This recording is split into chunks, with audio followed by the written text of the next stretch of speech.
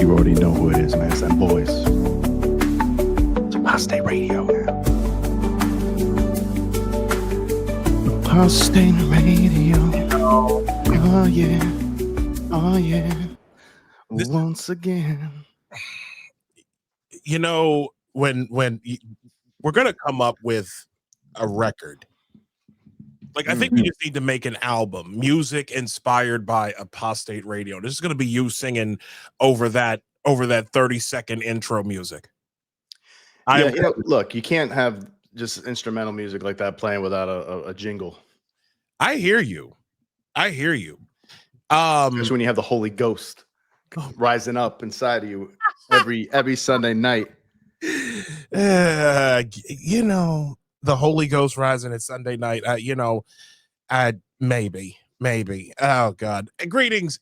Good evening, everyone. Good afternoon, ladies, gentlemen, children of all ages. It is that time once again for Apostate Radio. This is our 21st episode, dude. 21st. 21. Yes, it is old enough to drink now. Old enough to drink. Enough to drink. Look at us. And I've got it right here. I got it right here. I'm drinking coffee and tea. Coffee?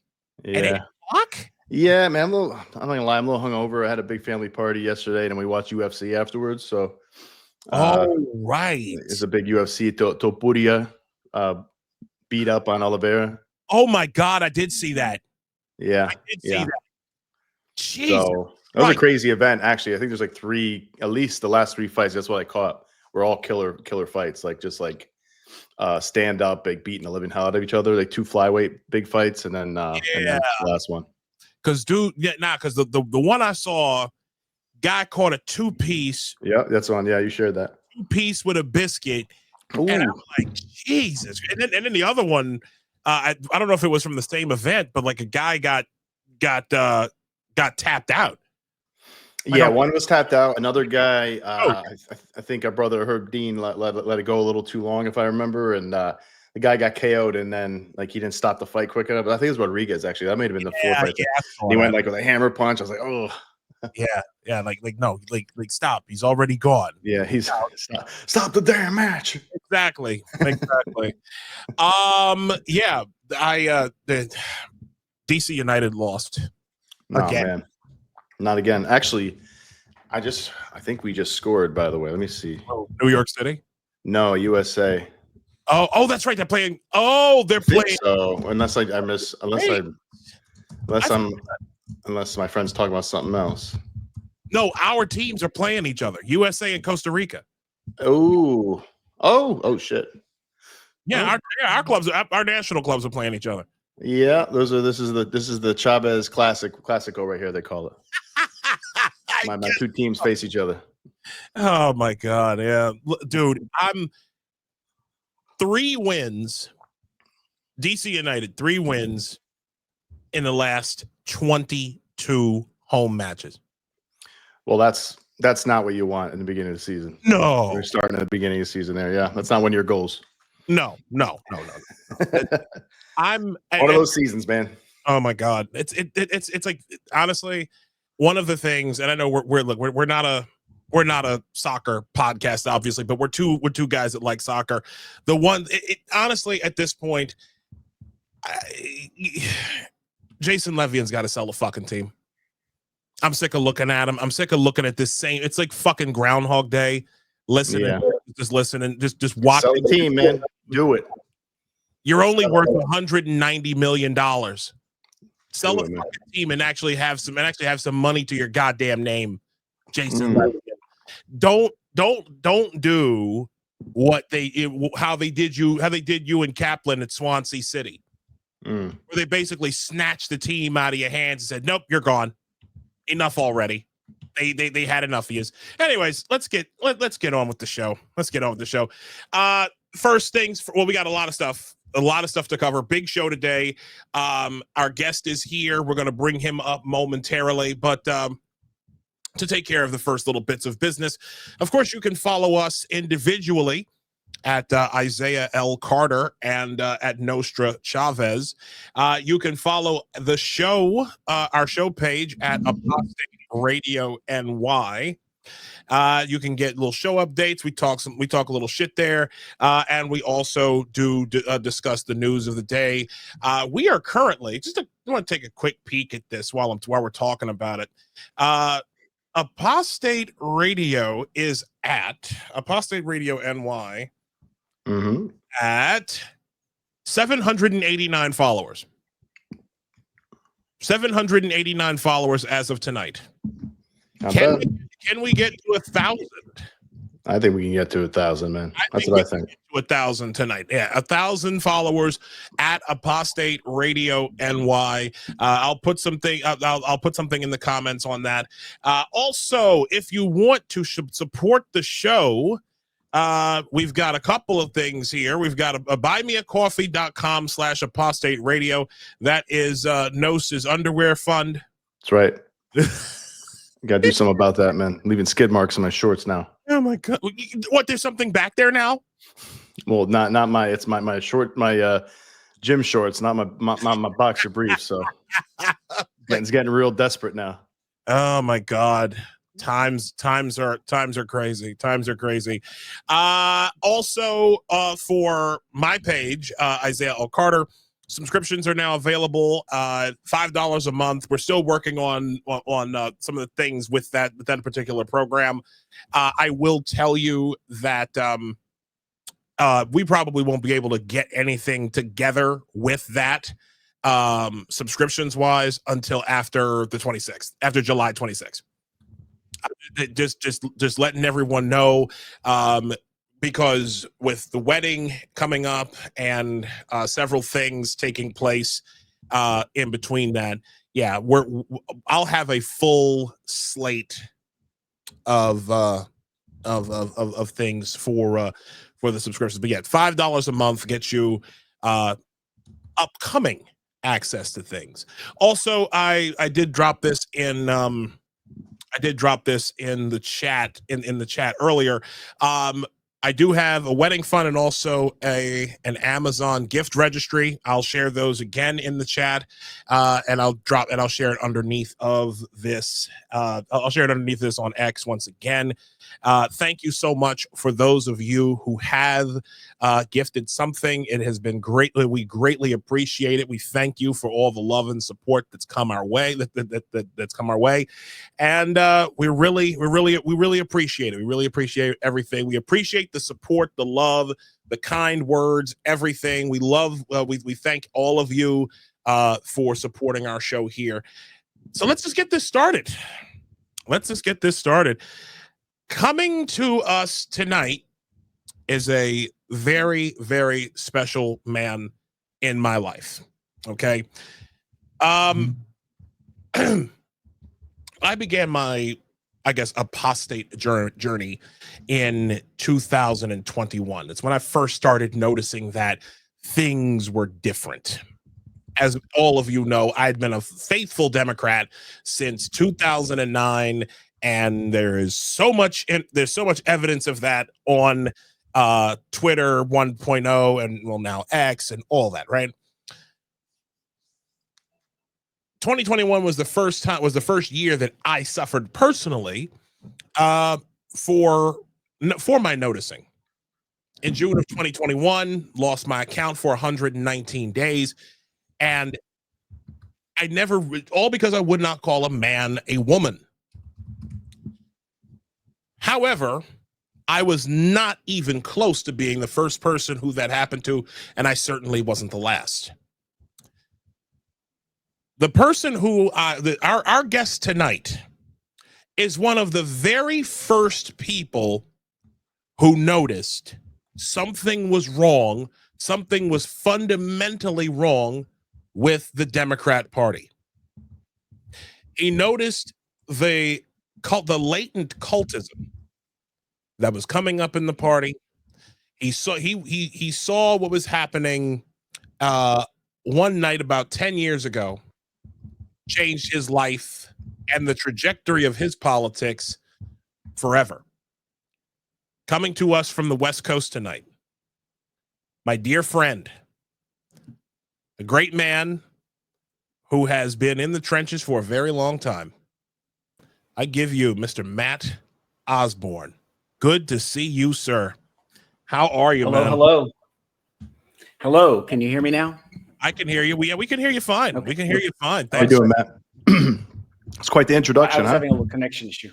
Yeah, thank you very much. I'm not the first person who noticed ever. I actually have to credit my radical feminist friends who were getting unpersoned in 2015 for pointing out what was happening to me, because I was confused. Like, I noticed something. What am I noticing? And what I was noticing were purges that were taking place that were unremarked in the Western press, comrades. And anyone who objected to the gender woo basically was being shown the door. And some of your most famous liberals out there were part of this. Those who were in the sort of media, liberal media space, a lot of them who were big names at that time were part of that process. And, you know, they're not about to, they don't want those skeletons to come out of the closet, surely. They don't want people to know what they did. And, you know, it goes actually back much further than that. I've talked to you before about how it goes back to the early 1970s. This was a fight that was going on within feminism for decades without anybody noticing, right? Nobody cared. Nobody took stock of what was taking place. And you can go back to 1979 and you can find a book called The Transsexual Empire by Janice Raymond that is prescient. It's all about today. You read that book and it's like, it's today. And so you've had people who've been calling this out for as long as I've been alive, but nobody noticed, right? It certainly didn't gather enough media credibility. In fact, what happened is that media systematically, going back decades, has given a very incomplete and misleading picture of the phenomenon. Like, go back to Phil Donahue, right, in the 1980s. You've got, you know, the word transgender wasn't even being used yet. Yeah, they're using the word transvestite, right? And you've got on the stage there, their wives, right? You've already got trans widows are already happening. And their stories, you know, they come across as like they're almost in a cult at the time, these ladies. And it's because they are kind of swept up in something that they can't control. And the stories that you hear from trans widows about this, the level of control involved, the really creepy feeling of having a husband that wants to wear your skin. You know, these are disturbing implications that we don't want to discuss if we're going to have this be a civil rights movement, right? We don't want to talk about autogynephilia. We can't have an honest conversation about that. Well, here's what that does, though. Ironically enough, not ironically, by design, it leaves clinicians completely in the dark when they meet an autogynephile, right? They don't know what they're dealing with. They're not aware that this is a paraphilia. So they have no way of advising this person with evidence-based advice, right? And it becomes ideology right away. That's all that they have to offer this person. So for one of a million reasons, somebody can come to this transgender phenomenon and find a disturbing implication. Whenever you approach it from any angle, you find this stuff going on. You find, especially with the trans kids phenomenon, like how much consent can a 5-year-old really give, right? They know who they are. Well, Isaiah, are you the same person you were 5 years ago? No, I am not. None of us is. So how can a 5-year-old possibly know what they are in the future, right? How can they possibly? Yeah, unless there's an ulterior motive involved, which I think we all know like what their ulterior motive is and what it's become. It's become so evident over the last several years that the reason why they're so obsessed. This cult has been so obsessed with the notion of children being able to consent to something as cockamamie and clearly from the mind of an adult that is trans, that because they eventually want this child to be able to consent to sexual activity with adults. And there is an element to that, yes. Oh God. I personally think, I mean, a lot of people have said, well, there's this element of wanting to induce mental illness on the child, which I do believe. I mean, like you see it in, I remember reading that drag pedagogy paper by the drag queen Little Miss Hot Mess. I don't remember that asshole's real name, but I remember reading it. I'm thinking to myself, they really, really want to induce induce mental illness. They want to rip a child's grip on, like, already tenuous grip on reality. They want to rip it away from the child before they even get a chance to let it sink in. And so let me clue you in on a couple of things. Okay. Yes, sir. Paraphilias run together, you may know. For example, sadism and masochism run together. That's why you get sadomasochism. Yes. Pedophilia actually is not like one of the big things that runs current with autogynephilia. It's on there, but it's down the list. Much higher up on the list is masochism, right? Yeah. And so there's a certain amount of sadism involved, right? We want to break the child early so that we have them break the gender binary and we break society, right? We are sticking it to the straights. There's an element of that. But what's really driving it, and it was identified by Ray Blanchard when he first came up with the term autogynephilia at the end of the 1980s. He was working with AGPs, and he was the first to come up with a topology of them. And one of the things that he said is that they always want to imagine or reimagine their childhood as having been this way, that they were always like this, which is something religious converts do, by the way, is they reimagine the past as a path to their conversion. So what autogynephiles were doing even in 1989, when he was, writing these ideas down, they were already projecting on the children. You've got gender non-conforming children. That's a real thing, right? But that's a very different thing from like Jazz Jennings. What does Jazz Jennings have in common with Rachel Levin or Leah Thomas? Nothing. Has absolutely nothing in common. Childhood gender dysphoria is very, very different from adult onset gender dysphoria. And that distinction has been blurred continuously by the activism because the autogynephilic man wants the trans child to exist to explain himself. So he doesn't have to explain himself as a fetishist. That's what's going on there. So basically what they're doing is they're creating a new set of people, as it were, so that they themselves don't feel alone and feel like freaks. Just as a new kind of man, a socialist man, right? Now we have gender human, right?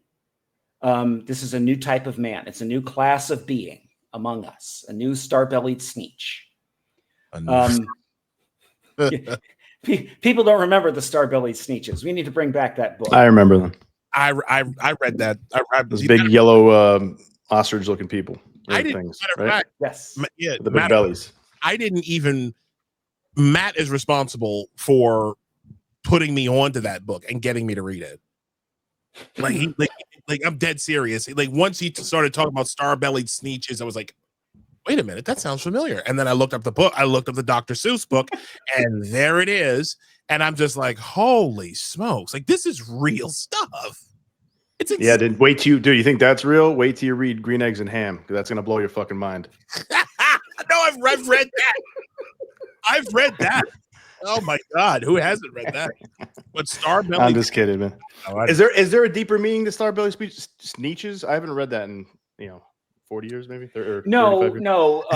Really, it's just remember that the Sneetches that have stars on their bellies are special, so the other Sneetches get stars put on their bellies, and it becomes a worthless symbol, right? I Because see. it doesn't mean you're special anymore. Everybody's doing it. So eventually, the Sneetches just accept that some of us are going to have stars and some of us are not, and it's fine, right? I see. And they otherwise all look the same, right?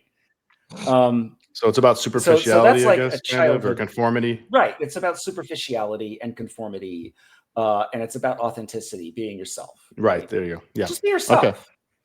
Yeah, that's a and good. let people be themselves. Right? That is good advice, unless you're yourself, I guess, is a complete asshole. But you crazy, Matt, and both of you, like, correct me if I'm wrong here, but didn't we see elements of this during COVID? Like we saw elements of this when people were like with the whole mask wearing thing, where people were like, well, if you wear like you have to wear your mask a certain way, and if you don't wear your mask, you're not one of the good people, even if you'd already had COVID and you were walking around fine, like they were screaming at you in parks to wear a mask, like, because they wanted to know that they were the good people. So if they made as many people wear masks, and then and I remember when the Boston Globe came out with an article that basically nuked their entire narrative of, oh, well, we just want everyone to do this so that we can keep each other safe.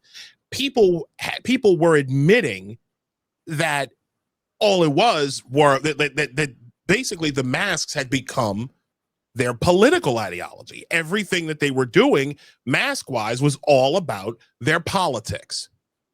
I remember before COVID, there was a time when you'd get on an airplane and sometimes there'd be someone wearing a mask, right? Like usually an Asian person. That happened. Yeah, sometimes it happened.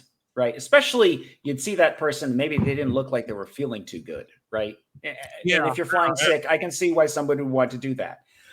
What happened, you're right, is that something that was used commonly as kind of a way to just affect your own personal hygiene, it got turned into a social hygiene, didn't it? It got turned into a political hygiene. Yeah. Real quick. And and again, like that is something that is a phenomenon I hope we never ever go back to in this country again. It scared me, honestly, because even to this day, there are still people who are trying to bring back that spirit of mask waving, right? Like they're so busy trying to make people identify a certain way. They want people to wear a certain type of mask. There are people like there are people nowadays who are still walking around in KN95s. There are people and I know we're way off the topic of gender and all this, but actually you're good. Oh, okay. Yeah. But it's just that, like, I think COVID was when group identities were forced upon, was the first time that group identities were forced onto Americans, and it took. What are your thoughts on that? I would say that there's something to what you're talking about here, because first of all, at the beginning of COVID, there was one wave that happened, which was kids who had been identifying as transgender at school, who came home, and suddenly they're not having to perform gender in front of the other kids all day, and they desist because they're not getting the attention that they used to get. That was one thing that happened at the beginning of COVID lockdowns. And then over time with COVID lockdowns, you had the opposite effect of kids who were online all the time. Yeah. And this is something that's been reported so many times in parent narratives that I've read. I've probably read hundreds now of parent and detransitioner narratives, and they reference COVID, right? The effects of COVID on their family.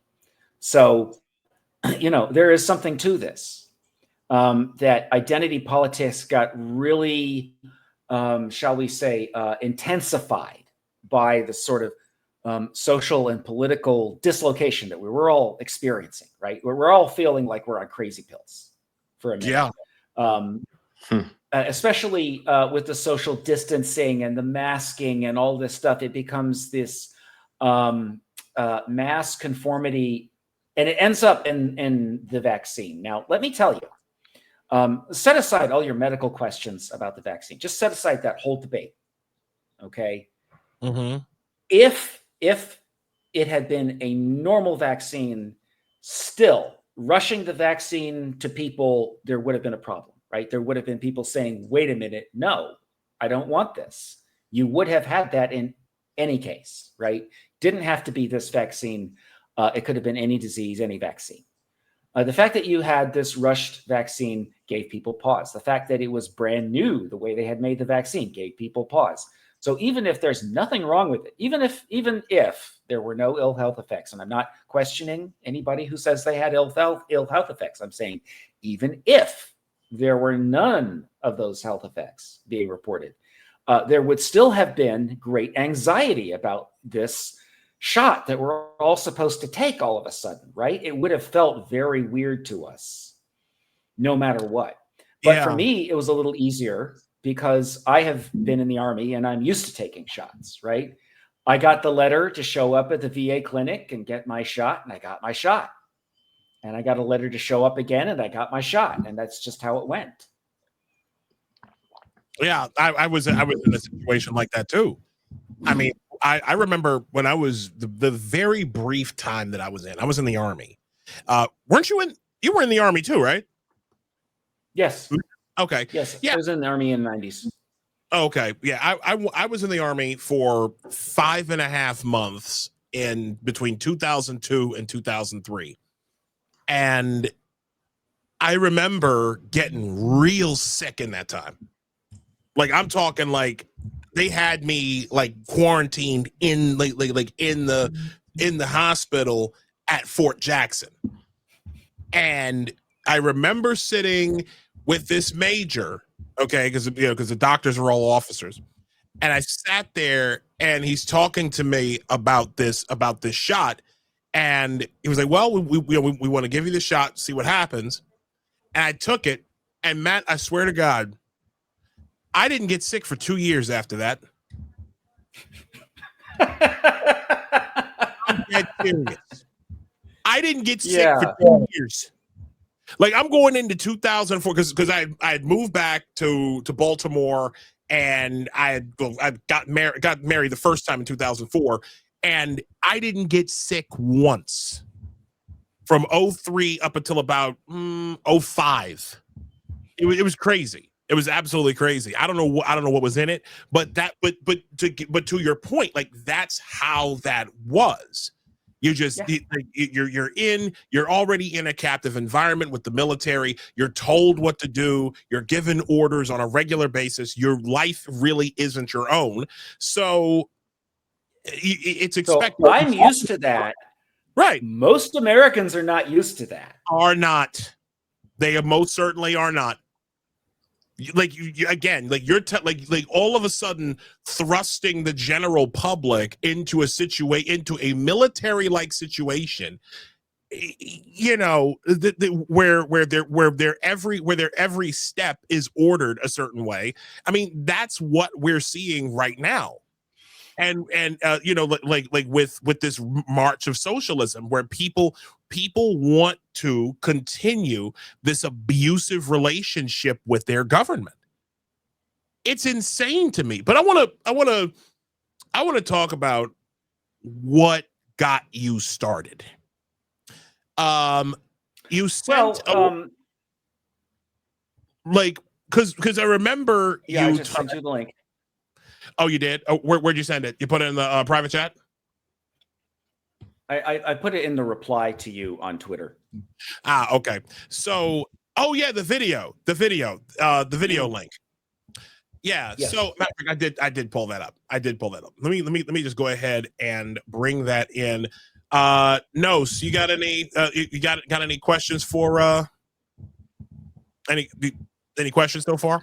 I'll just add to the another thing about the COVID thing was it was a lot of social pressure too, both social pressure about getting people sick and dying, but also I think I've forgotten social pressures as people wanted to get back to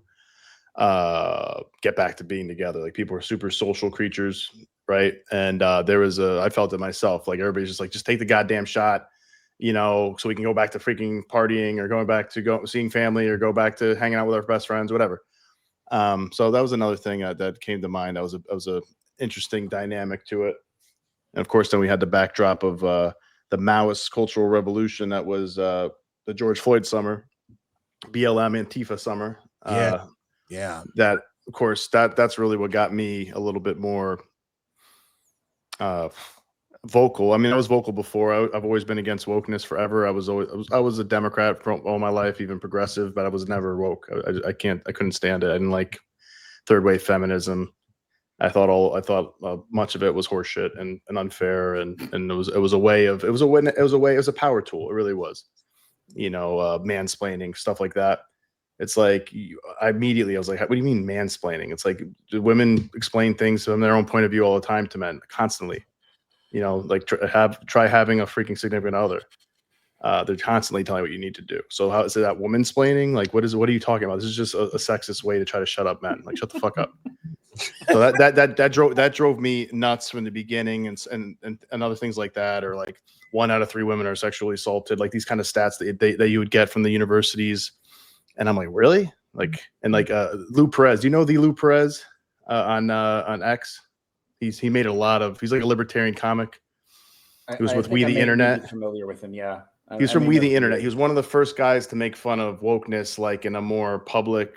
Like, he had like so many great with We the Internet TV. I think it was like an orange, like whatever, but they had so many great skits against like wokeness and stuff. And he's still doing stand up, and he's on Fox News, and he's with some other. I think he's with Fire now, actually making videos and stuff. But anyways, what the hell was I talking about before? I just totally lost my train of thought. No, you were talking about how you were always against this leftist push, even when you were in college. You were talking like yeah. Okay, great, thank you. So so he had this great point. I don't know if it was a tweet or something. Oh yeah, I think it was a tweet. And he just said, like, if there's 1 out of 3 or 1 out of 4 women are sexually assaulted in colleges, why the hell are people sending their daughters to college? Like, is it worth it? Like, there's like 1 in 3, 1 in 4 chance they're going to get sexually assaulted in college. Like, is it? And this is like basically guaranteed. Like, maybe it's just not worth the education. Maybe just homeschool or some shit, or get into the workforce and be an intern or something. It's like a crazy. It's like the intern for Harvey Weinstein. Yes. But if you think of it that way, it's like you're sending your daughter off to, like, almost a great chance of like being traumatized. It's like, maybe this isn't the best idea then, or it might just be bullshit. What are your thoughts on that, Matt? I would say that an impressive number of women actually do suffer some sort of sexual assault during their lives. And when you talk to women, like, you just ask, how old were you the first time an older man leered at you? And it's usually 11 or 12. Mm-hmm. Yeah. But is that sexual assault? That's the question. Right. I'm saying that it's very creepy. It's very unpleasant going through life that way. Right. No doubt about it. Not at all. I think the question is the language. So the language you're using, right? Like, right. Exactly. You can't equate, like, it's very unpleasant, very creepy. Men should not be doing that to little girls, but it's not the same as like being raped, being molested. Why should I be held responsible for what that man did? Yeah. I mean, people. No one likes collective punishment, right? For for the actions of one individual. And there's just a lot of concept creep and conflation of words, and it's like it actually does a disservice, I think, to real what do you call it? Victims of sexual assault. Which I agree. I think there is it is a large number of women that get some sort of actual sexual assault, actual, like, really crosses the line stuff, and probably a lot of it doesn't get reported. So I'm not trying to underplay that either. Not at all. But I think that I think there's like a way that they've kind of manipulated language and stuff in a way, which is we see frequently with the far left and the critical theory folks that make it so, it just totally warps everybody's minds about what's actually going on and gets people all hyped up and gets them all scared or angry, and you're able to emotionally manipulate them when they get that critical consciousness. I will tell you that I recently had a radical feminist tell me that she was somewhat disillusioned with radical feminism. And what had piqued her on it was that she was at a radical feminist event and some woman started going on in a speech about how the sperm rapes the egg. Yes, that's exactly the kind of stuff I'm talking about. What? And she's like, that's no, that's too much, right? So these crazy ideas have a way of like repelling people. Oh yeah. And like, what is the alternative to that? Is there like, should the sperm take the egg out to like a really nice date, meet the parents first? It's like, what are you talking about? Like, why are you, get this consent. is just nature. Get consent. Do we have to sign this? Should they sign consent forms? Do we need to have like nanobots there to do this for them? It's just like absolutely absurd. And the sad part is like, if they were just like Tumblr girls, teenagers that are just in their echo chamber yapping, but it's like, this comes from like professors and PhDs and stuff. And it's just like, that's really not good. That's really not good. It's horrendous. Those are thought leaders. So let's get into this. Let's get into this thing here. A video from several years ago of our friend here, Mr. Matt. This is from last year. This is from last year. Oh, okay. Thank you for the clarification. This is from last year. He is speaking to give us a little rundown of this video real quick. This is Liz Collin of Alpha News. I don't know if you're aware of Liz Collin or Alpha News. I'm not sure if I am. They're based in Minnesota. And Tim Walz has tried to sue them to shut them down. That sounds about right. Yeah, that it does, doesn't it? And she happened to be interested in a story that I was covering. And after she talked to me, she wanted to interview me instead of that person. Go figure. Wow. So anyway, this is my interview with her. Okay. All right. So I'll let it play through. And if there's, if you have anything you want to add to it as we go through, here we go, everybody. This is an interview with Alpha News from our good friend here. Let's get into it. Who left the party over what he calls the gender madness, the warning he sent years ago, and why he says the jig is up for gender identity. Next.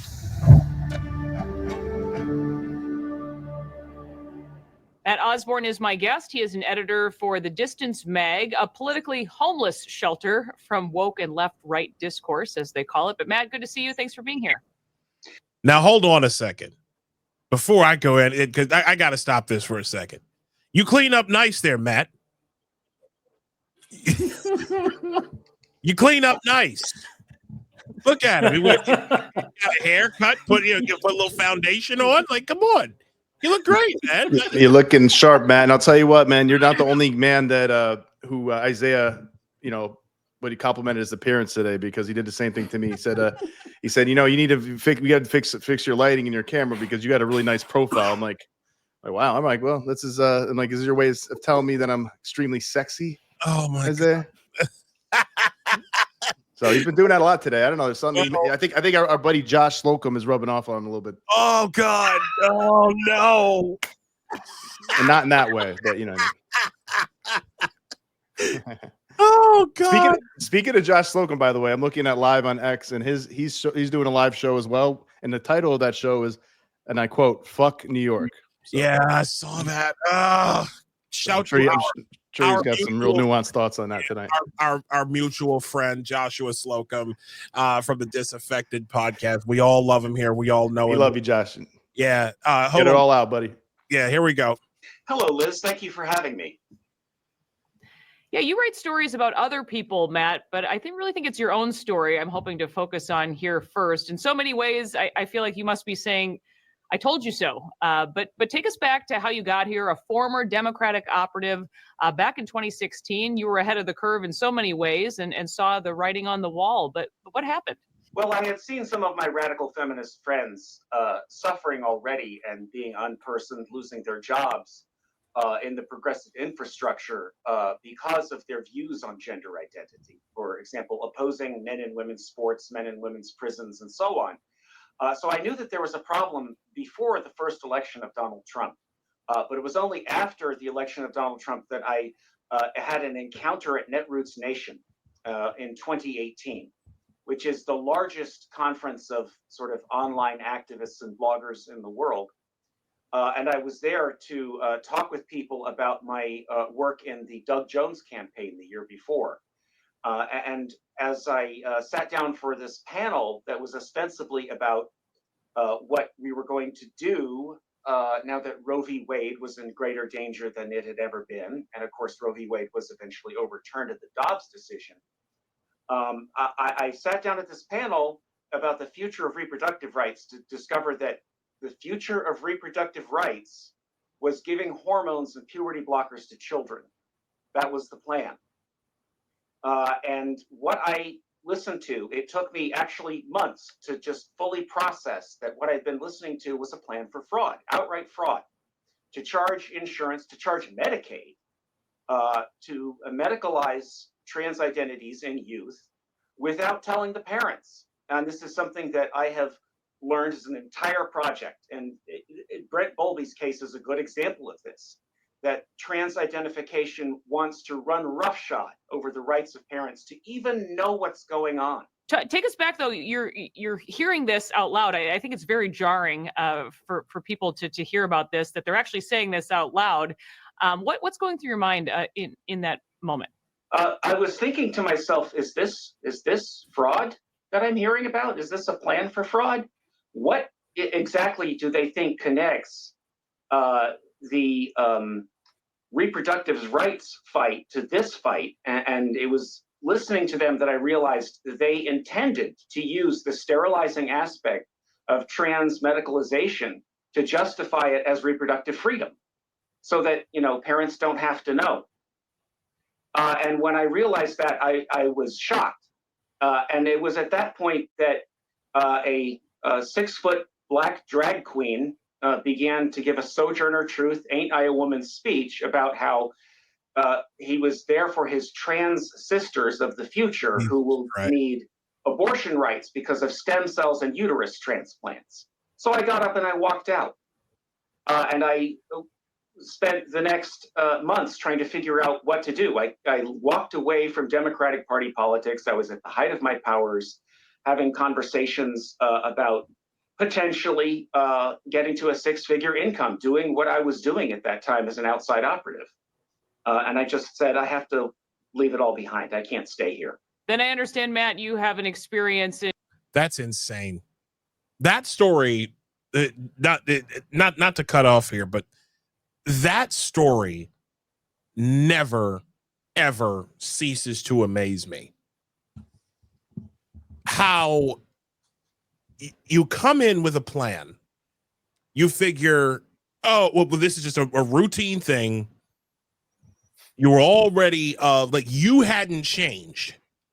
You were still in the same frame of political, like you were still in your right mind politically, or so you thought.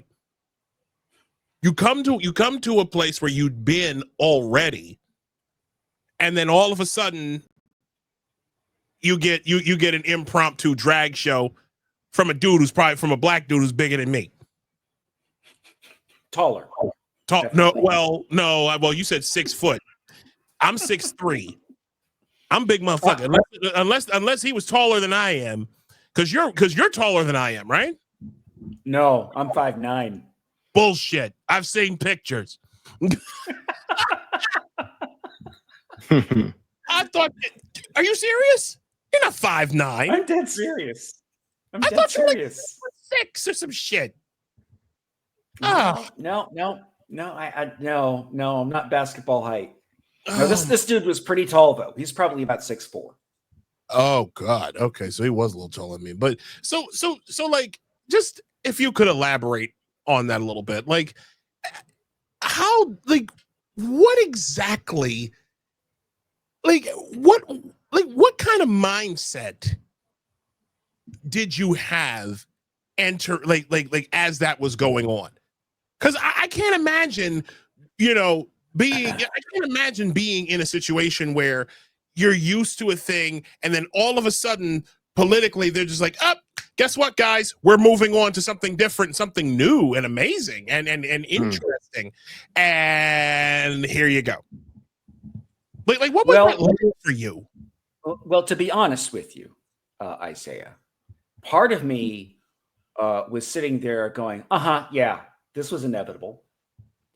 And the reason is because the left, Democrats, they had 50 years to codify Roe v. Wade. They did not do that in one freaking state. They did indeed. They did not do that nationally. They did indeed. They thought, no, we don't have to do that. Women always come in last on the progressive left. I don't know if you've noticed that. But the more they yell about being, the party of women, the less they believe women exist, apparently. And that's where we are, right? I had seen the sellout, I guess, coming, but I didn't really see what the nature of the sellout was going to be, if you get my drift. So part of me is going like, yeah, that makes perfect sense that you're doing that. And the other part of me is going, holy shit, you're doing that? Right? Because how do these two things connect? How does the one connect with the other? And it was basically this very strained effort to try to connect the reproductive rights cause with gender. And that's because Planned Parenthood, as you know, right? They found a new profit line, giving out the hormones. That's rough. Yeah. One of the states that was referenced by these women who were presenting at this panel was Missouri. Missouri. I actually went to Fort Lost in the Woods in the state of Missouri myself. So, Fort Leonard Wood, Missouri. Yeah, it's not a fun place. But I've heard stories. Yes, they're all true. But yes, so Missouri was one of the states that was mentioned, and Planned Parenthood in particular. Lo and behold, Jamie Reed files an affidavit with the State Attorney General of Missouri, right, as part of her whistleblowing. You may remember Jamie Reed. She is the whistleblower who ended up shutting down the gender clinic at the Washington Center in St. Louis. I believe so. I've heard of her. Well done. Jamie yes, Reed, her name is? Jamie Reed is her name. Well done, Jamie Reed. I've met her. She's a really, really great person. And she does incredible work and tries to confront these clinicians now to try to get them to just face up to the responsibility of dealing with the harm that's been done, right? And shutting down the harm from happening anymore. And now, she's on the winning side of things, it seems like. And that's a great thing, but it was a hard fight there for a while. And one of the things that she did was she blew a whistle, and the Missouri AG tried to obtain patient records from Planned Parenthood, and a federal judge, obviously, left Democrat federal judge, shut down this effort. No, we can't interfere in the privacies of the reproductive rights of the Planned Parenthood. Oh, man. See, it was cover for what they did for the kids. They used, we're reproductive rights. You have to protect us from the bad, evil Republicans, right? And they used that to shut down an investigation into what they were doing to kids. I see. Oh, interesting. So that's what the strategy was. The diabolical strategy was to protect what they were doing to kids. It's diabolical. This is absolutely diabolical. And so, the more time has gone on, the more little pieces of what I heard have actually fallen into place. Like that's actually part of what I was hearing about right there.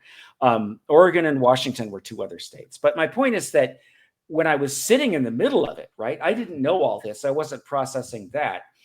but I was having kind of like a moment of like, I've reached that disappointment that I was expecting to have one day. I knew this was going to happen, and here it is. I just didn't know it was going to come this way.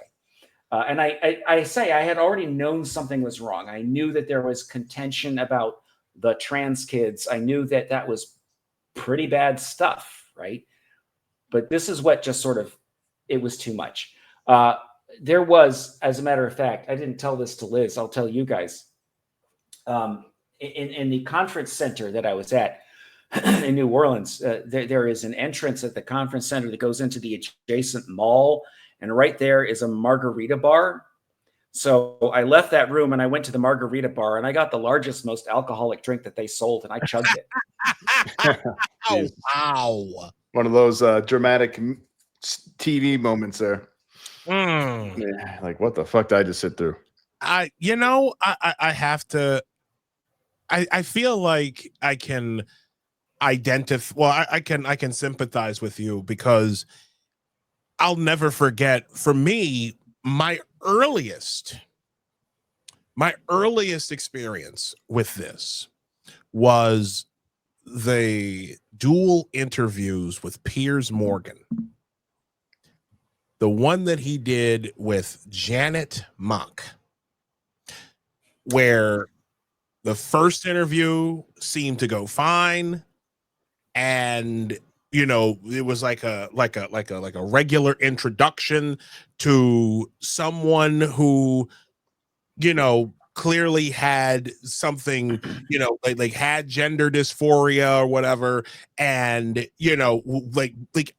like trying to get to know someone, at least the way I thought getting to know someone like a regular person.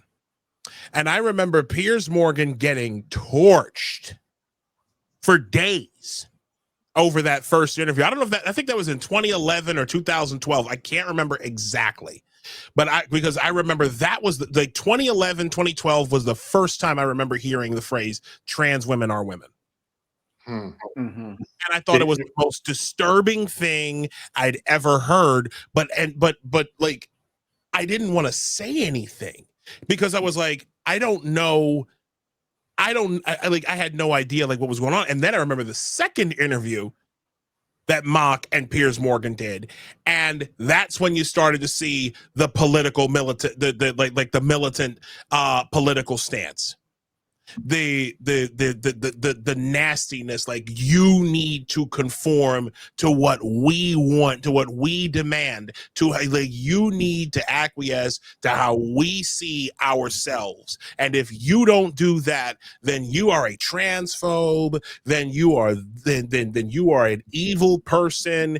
And I'm like, so, and again, I didn't know what I was looking at.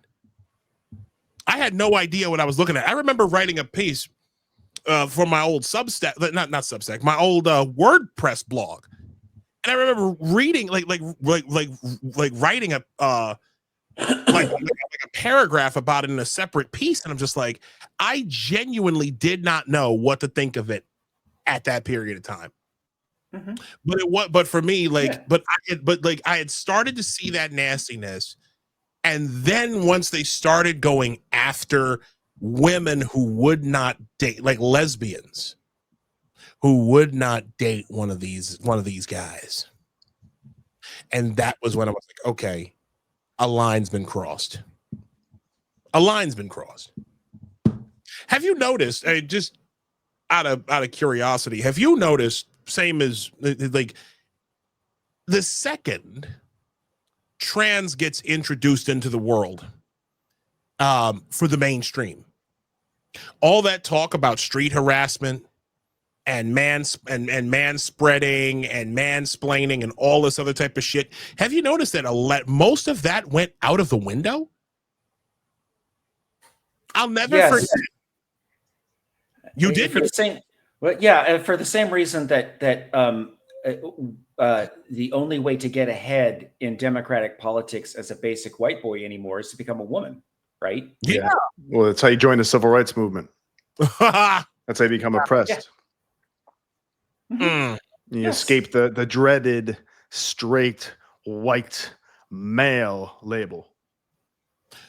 You know, I've even I'm gonna say this. And this is gonna sound absolutely crazy, but I don't care. I say crazy shit all the time.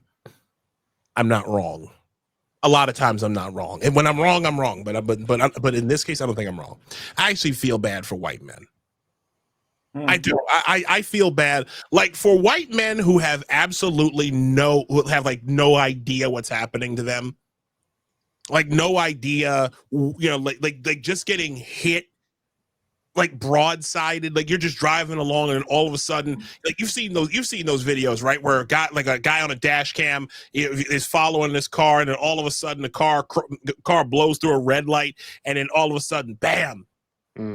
An 18-wheeler like broadsides them and they're like obliterated from the planet. Like that's kind of how I feel like the last 10 to 15 years have been for you guys in some ways, because it's like none of you were expecting this.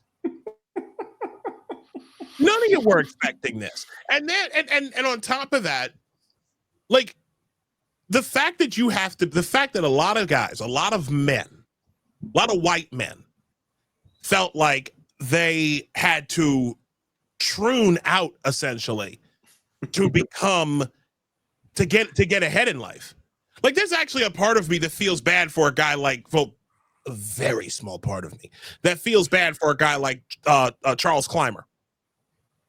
He's a piece of shit. That guy's a piece of shit. A very, very nasty, well, he was already an abusive guy, a male feminist. So he was just a jackass. But there was a part of me that did kind of feel sorry for him when he's on Channel 4 in a full face of makeup and like Betty Boop lipstick going, "Hi, my name is Charlotte Clymer." And I'm like, you're this big fucking guy in makeup. Man, I'm looking at him now. In the beginning of his transition journey. And now here he is. He's literally become a caveman in a dress. What is the point, man? I just don't get it. He's become a caveman. I'm looking at a picture of him, man. You do not have the jaw or the facial structure. Yeah, structure to be pulling off makeup. What you're hitting on right here is one of the things that happens with autogynephilia. Is that people start to, you know, the victim is ruminating on themselves in the mirror, and it's like Silence of the Lambs. Buffalo Bill, fuck me. Yeah. I'd fuck me, right? That's what it is. Staring into the mirror, and he's, you know, seeing the woman inside. He's actually seeing her. That's what's happening there. That's creepy, man. I'm sorry. You don't see her. You can't see her because it's happening inside of his head. But all the effort that they go through with filters and, you know, the head tilt. There's always a head tilt, right? You got to find the right angle. Tilt the head, right? Exactly. They're doing every last trick in the book, right? Yeah, like doing like this, like yeah, just weirdo shit. Yeah, the Zoran tilt. Ugh. Yeah. Zoran and Mondani. That smile, man, is New York. obnoxious. Candidate for New York City mayor is a fucking communist, and he does that head tilt too, where he's just kind of like, I'm Zoran Mondani. Right, like I have 5 different accents. Like you're a fucking waifu character. We're gonna get to him in a little bit. Yeah, but we're gonna get to him in a little bit, because what's crazy is how we've known each other for, I want to say we've known each other over 10 years, you and I, because we go back to when the liberal movement on Twitter was the hashtag P2, right? And we have a mutual friend who shall remain nameless. I'm pretty sure he's lost his mind by now completely. Cat guy. I hope he's okay. I haven't heard from him in years, but I actually got a note from him, and he told me after the election, "You were right, Matt." What?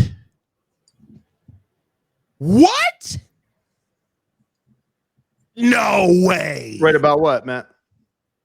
He said you were right that it was going to turn on the gender issue. He had seen it himself where he is living now.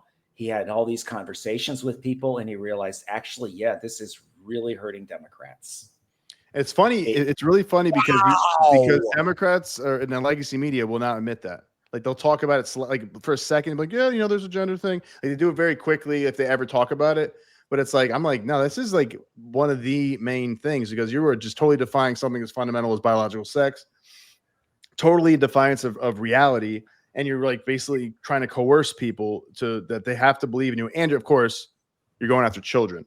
So, and it's not just like make believe. It's also like, and also we're going to do like sterilization through puberty blockers and hormones and or castration and or cutting off your breast.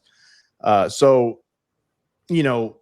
how could that not just make a lot of people be like, I don't think so. I don't think I can be part of this anymore. But they won't admit it. They don't really admit it. They think the messaging was wrong. They say vaguely, or they say they need their own Joe Rogan. They had Joe Rogan. Joe Rogan's a liberal. Joe Rogan's a progressive in a lot of ways. Exactly. You had him. There's no self-awareness, no attachment to reality anymore from these people. They're continuously retreating in their bubbles, their blue sky bubbles, their Threads bubbles, wherever the hell they're at, and they're getting crazier and crazier. And I feel bad for them, man. And they're never going to recover. They're never going to recover until they start. Well, what you actually see, accepting. And reality. I just wrote about this. It's in my pinned tweet today. By the way, is that they're going through the stages of grief. You can classify each reaction that you see as one of the 5 stages of grief. You have, first of all, denial, right? There are some who are stuck in denial, and some people stay stuck in denial. And then there are some who get very angry, right? That they're angry at Andrew Sullivan over there on Blue Sky because he said that you have to adapt to the real world. No, we hate Andrew Sullivan now. So anger, that's a reaction. And then the bargaining of Brianna Wu or Timmy McBride, Sarah McBride, as he calls himself now, going on Ezra Klein's podcast last week. That's the bargaining phase where he's saying, well, maybe we can still get some of what we want, or we just have to get there more slowly than we wanted to get there. He isn't really changing the goals, but he's trying to bargain for something, right? To salvage something from the wreckage. And then you have certain amount of depression that is out there. People are like, oh no, it's all going wrong. It's all going south. And you have some people who, like Sullivan, have reached acceptance and are trying to help other people reach acceptance. I don't know if you saw it today, but Helen Lewis at The Atlantic just wrote a piece that's fabulous. That's just basically liberals have got to admit that the science of the trans child is, bunk. It's been revealed as bunk. They're not going to do it. And they're not going Some to do it. Some of them are not. Some of them are going to get stuck. Some of them are definitely not. Yeah, some of them are definitely never going to go with it. I'm going to say this. I still remember, and I will find the clip of the video for this of Helen Joyce saying that some people on the left will never ever, they will go down with the ship on this issue because to admit they were wrong, to admit that they actually participated in the mutilation and sterilization of the next generation. Like, you did this to kids. Can't acknowledge it. You committed this barbarism, both physical and mental mutilation of children. And you did this, and you did wrong. And the second you turn around and face that wrong, they might end up jumping off a bridge. I'm dead serious. Especially if they did it to their own children. That's how. And think about it. If they did it to their own children, man, which is a lot of mothers, man, especially. Think of there's no going back for a Jeanette Jennings. There's no going back. No, think of seriously. Think of the way in which these people have been advancing their movement. Okay? They go in and the first thing they say is that you must adhere. The gender cult, these people go in and they're like, if you do not adhere to our standards, which is obey my pronouns, obey my current name, and basically worship me wherever I go, or I'm going to unalive myself. And they're 20 times more likely to unalive themselves after the gender affirming care. Anyways, isn't that right, Matt? Right. Something like that. Exactly. So now that's one test result. Yeah. Yes. Yeah. So here we go. Mia told us that. I think Mia taught me that one. Mia Hughes. You know Mia, right? Yeah. From Gen Spec. She's great. Yeah. Shout out to Mia Hughes. Shout out to Mia Hughes. Keep it going. Keep the fight going. We love you, girl. We mean that. We love you. You'll never walk alone. That's right. Seriously. No. So then, right, they've been threatening, unaliving, self-unaliving, self-deletion, whatever you want to call it, because, the algorithms on this thing, they don't, like, you can't say suicide or whatever. They get to a place where if they ever admit it, think all this time that they've been threatening, if you don't do these things, these kids are going to kill themselves. And then you finally reach a point where you have to see the horrors that you committed, the horrors that you visited upon kids. To face that monster, and to know that the monster is you, oh yeah. It'll become a projection real quick.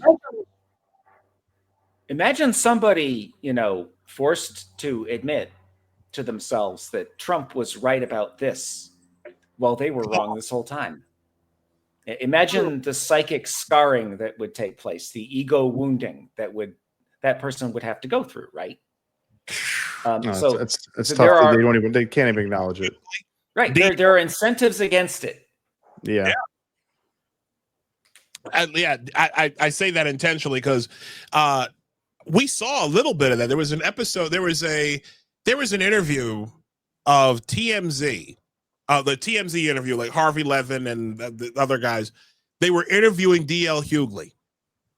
D.L. Hughley is one of the original kings of comedy. Was him and Steve Harvey and the late great, the immortal Bernie Mac.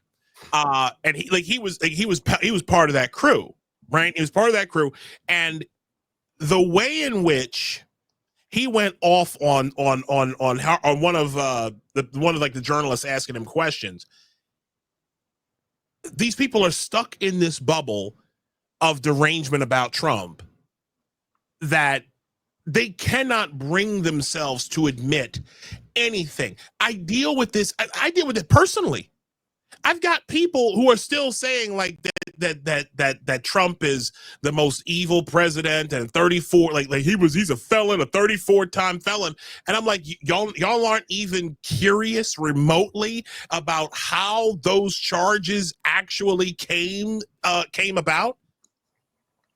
Y'all aren't curious about this. Everything. Y'all aren't even curious about how the opposite effect is true, where when people are cheating, like if you're in a relationship, you're in a committed relationship, and if a person and if your partner, your significant other cheats on you, the first thing most people think of is, well, what else are they cheating on? What else are they lying to me about, right?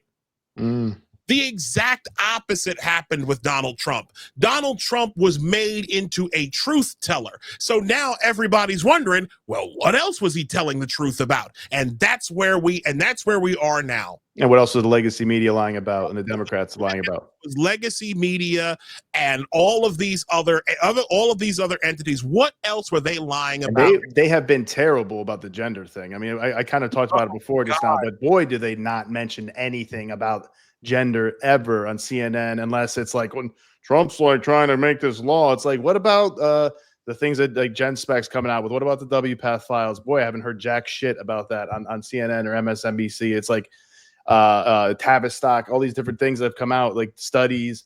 I mean, this shit is so obvious. You don't even need any studies. I mean, it's good to do them, but it's like, it's not good to castrate kids. Unless they actually literally need to for medical reasons. You know what I mean? It's like, you shouldn't be blocking puberty.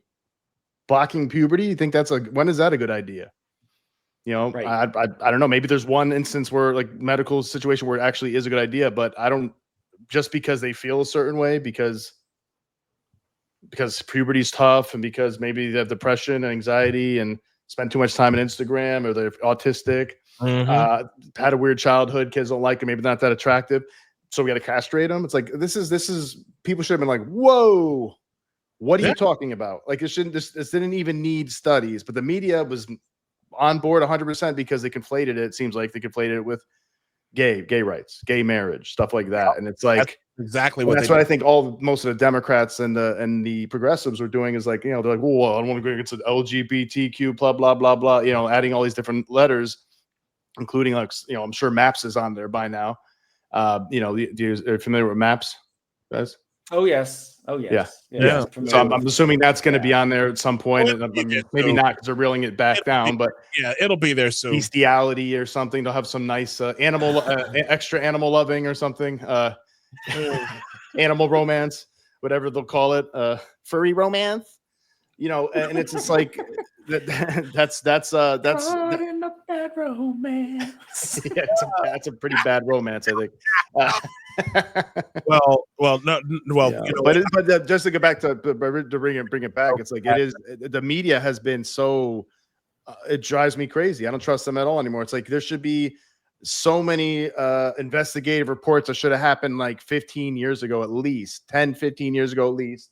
I'd be like, what the hell are they doing in this clinic? What are they doing in teaching in schools? This is crazy. But no, they're just like, oh, this isn't happening. This isn't happening. This is about inclusion. They were putting parents, guys, they were putting parents on FBI domestic terror watch lists.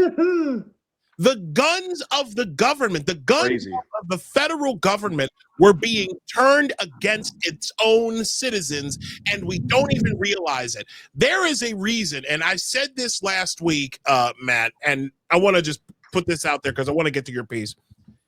I said this.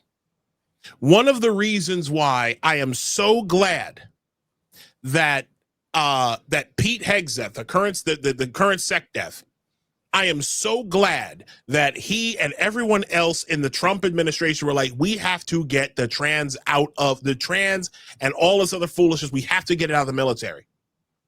And here's the thing. They can say that, we can talk about how it's a mental illness, which it is. Okay. We can talk about how it's a moral perversion, which it is. I would say that trans is really a gateway into communism. And that's really the angle where I'm going with this. Gender communism. Yes. Yes. Gender communism. Yeah. You have gay race, gender communism. Hear me out on this a second. Tell me if this sounds crazy or not. Gay ass communists. Go ahead. Saw plenty of those today. Well, I'm gonna show you some video of that.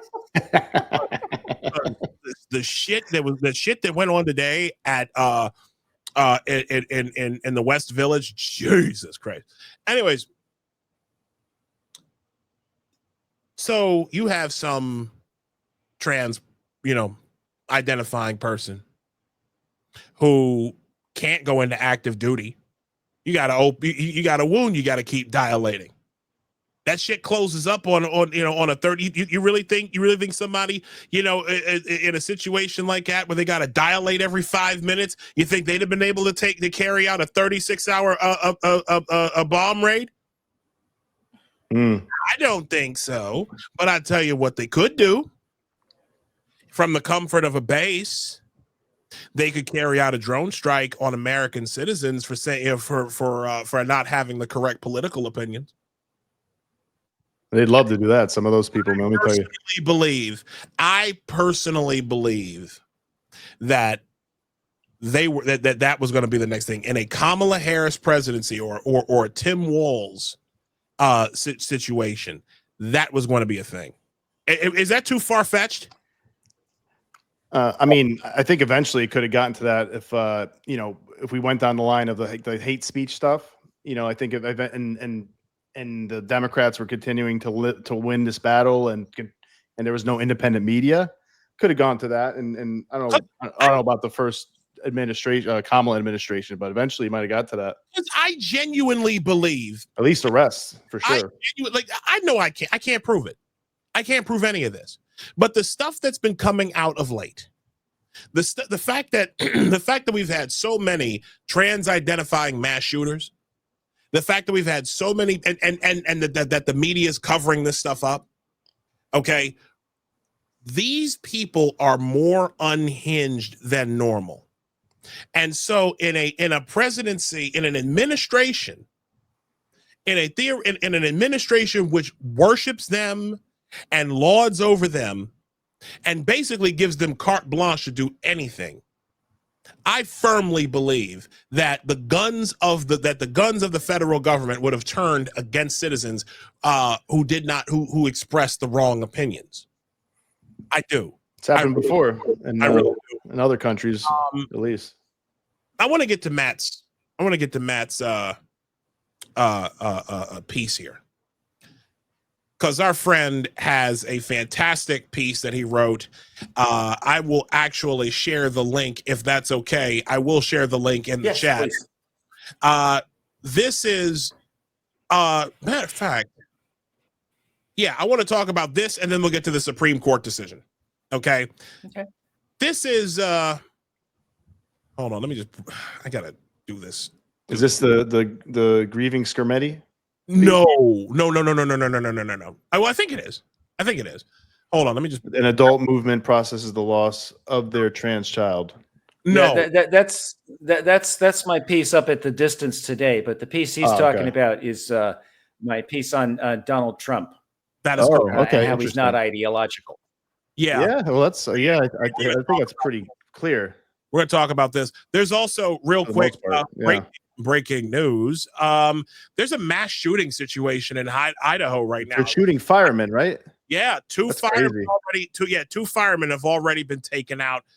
Many more have been shot. I would assume that's a militia situation or something like that, like maybe a crazy militia. That might be a far right thing.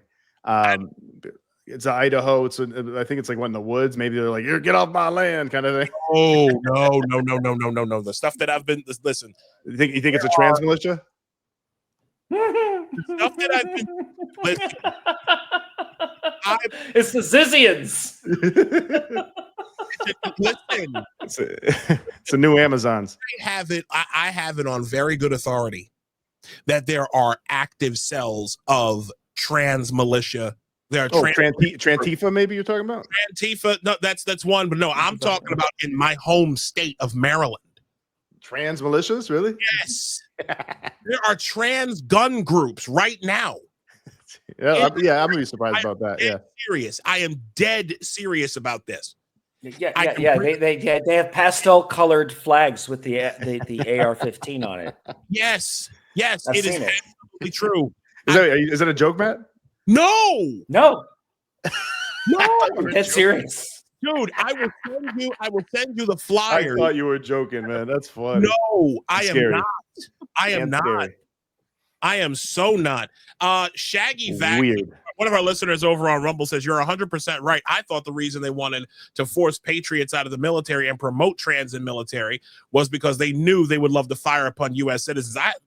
Yeah. It makes total sense. But let's get to this here. I want to talk about, because this is Matt, this is one of your more brilliant. This is like one of your best pieces right here, my friend. I really do mean this.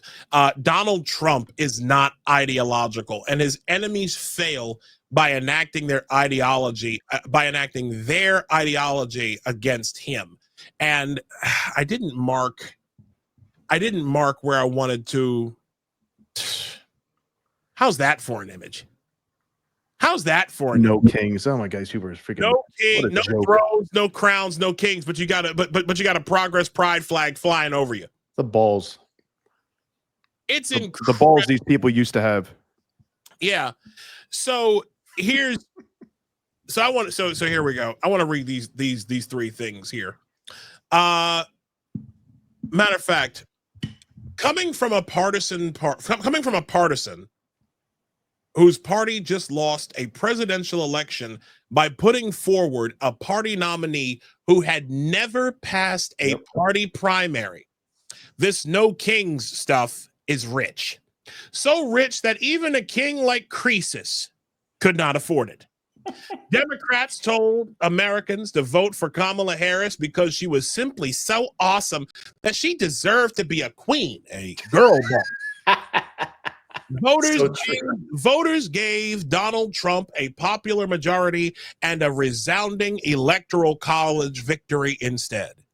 Democrats need to knock the stupidity off before they make Trump an actual king. I defy anyone to show me examples of Trump waxing rhapsodical about the lost glories of feudal monarchy. He admires strong men, to be sure, and he is friends with monarchs like King Salman of Saudi Arabia, yes. To date, Trump has never uttered a word about his pending coronation. However, let alone appointed an heir to the throne he has not claimed. If Democrats and their media surrogates told me that Trump had nefarious designs to build a professional wrestling ring on the White House lawn and hold a monster truck rally in Lafayette Park, I would find them a lot more believable than Trump, the would-be king. Those are just a couple bits of the wonderful stuff here. But the gist of that piece is, because Donald Trump is not bound by any type of ideology besides America first, okay, whatever he feels, whatever is best for America and in the best interest of the United States, I would argue that is his ideology. But because he does not fall into a static ideology like Democrats have, or even Republicans have at this point, because I'm talking about uniparty establishment Republicans, like people who like Republicans you can't really tell, like Republicans who are basically in name only.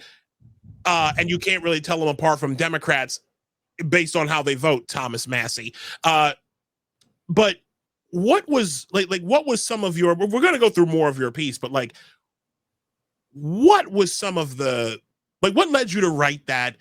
And what are you seeing out here that inspired that piece?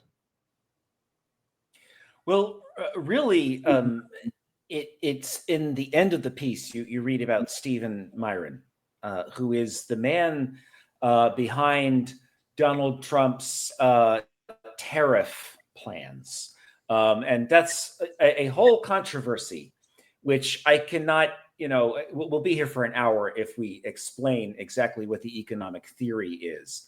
But it basically goes like this. We have the dollar, right? The American dollar is the world's reserve currency. Yes. Right. Now, ordinarily, what happens is that when you have a regular currency flows, because one of the two currencies is not the reserve currency, the result of the trade deficit equals out as currency rates alter. In other words, trade deficits disappear because currency rates fluctuate. And because we have the world's reserve currency, that doesn't happen for us. That's why we've had trade deficits running back since 1980, I think it is. Monthly trade deficits, month after month after month. I think there's been 1 month that we didn't have a trade deficit since I was a kid. And this is why. It's because we have the world's reserve currency. Now, there are advantages to having the reserve currency. You don't want to not be the world's reserve currency.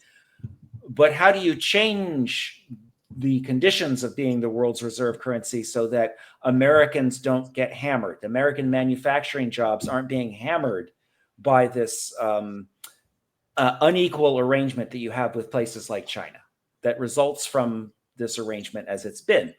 And one of the things that you should look for, as I pointed out in the piece, the primary number, by the metric by which we can see whether it's succeeding or not, is the value of the dollar. And we've seen the value of the dollar weaken just about 6%.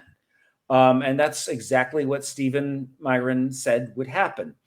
He also said that the whole thing would start out with these tariffs being very high, and that was an opening bargaining position that would bring it down. And that what's going to happen is you're going to get most of the bite the inflation that comes from the tariffs on China is going to be eaten in China. And that turns out to be happening again. It happened in 2018, and he says it's happening again, and it appears to be happening again. Like, we're not seeing a huge economic, tsunami.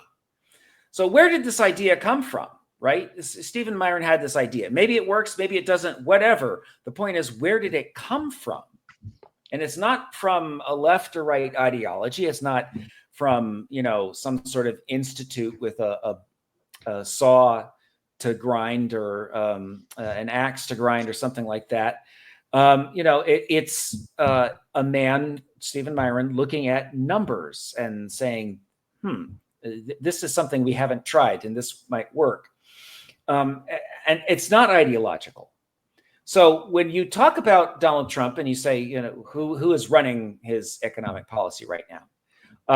There are industrialists around him, and the inside baseball of Trump land is who's in and who's out, and Musk is out and Thiel is in, or whatever, and the one name that seems to be at the top of the list right now is Stephen Myron. He seems to be at the top of Trump's list. Well, why? It's because he has this idea of how to affect a change to America's place in the global economy, something that improves conditions for American workers. And it doesn't come from ideology. It comes from numbers.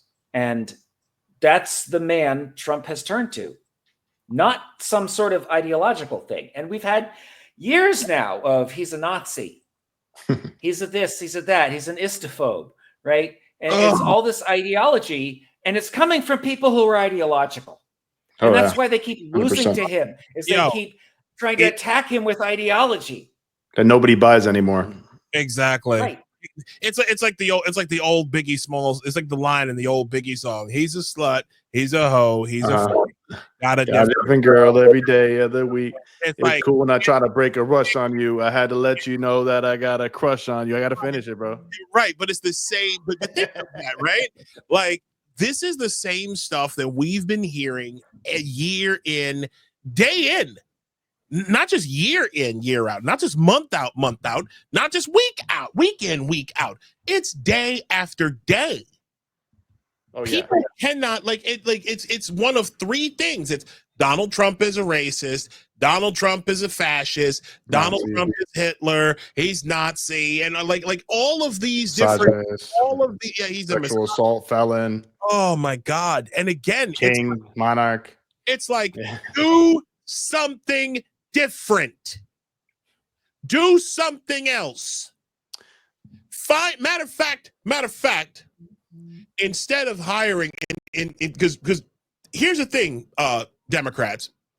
I know that you're not interested in anything, a heterosexual black man has to say.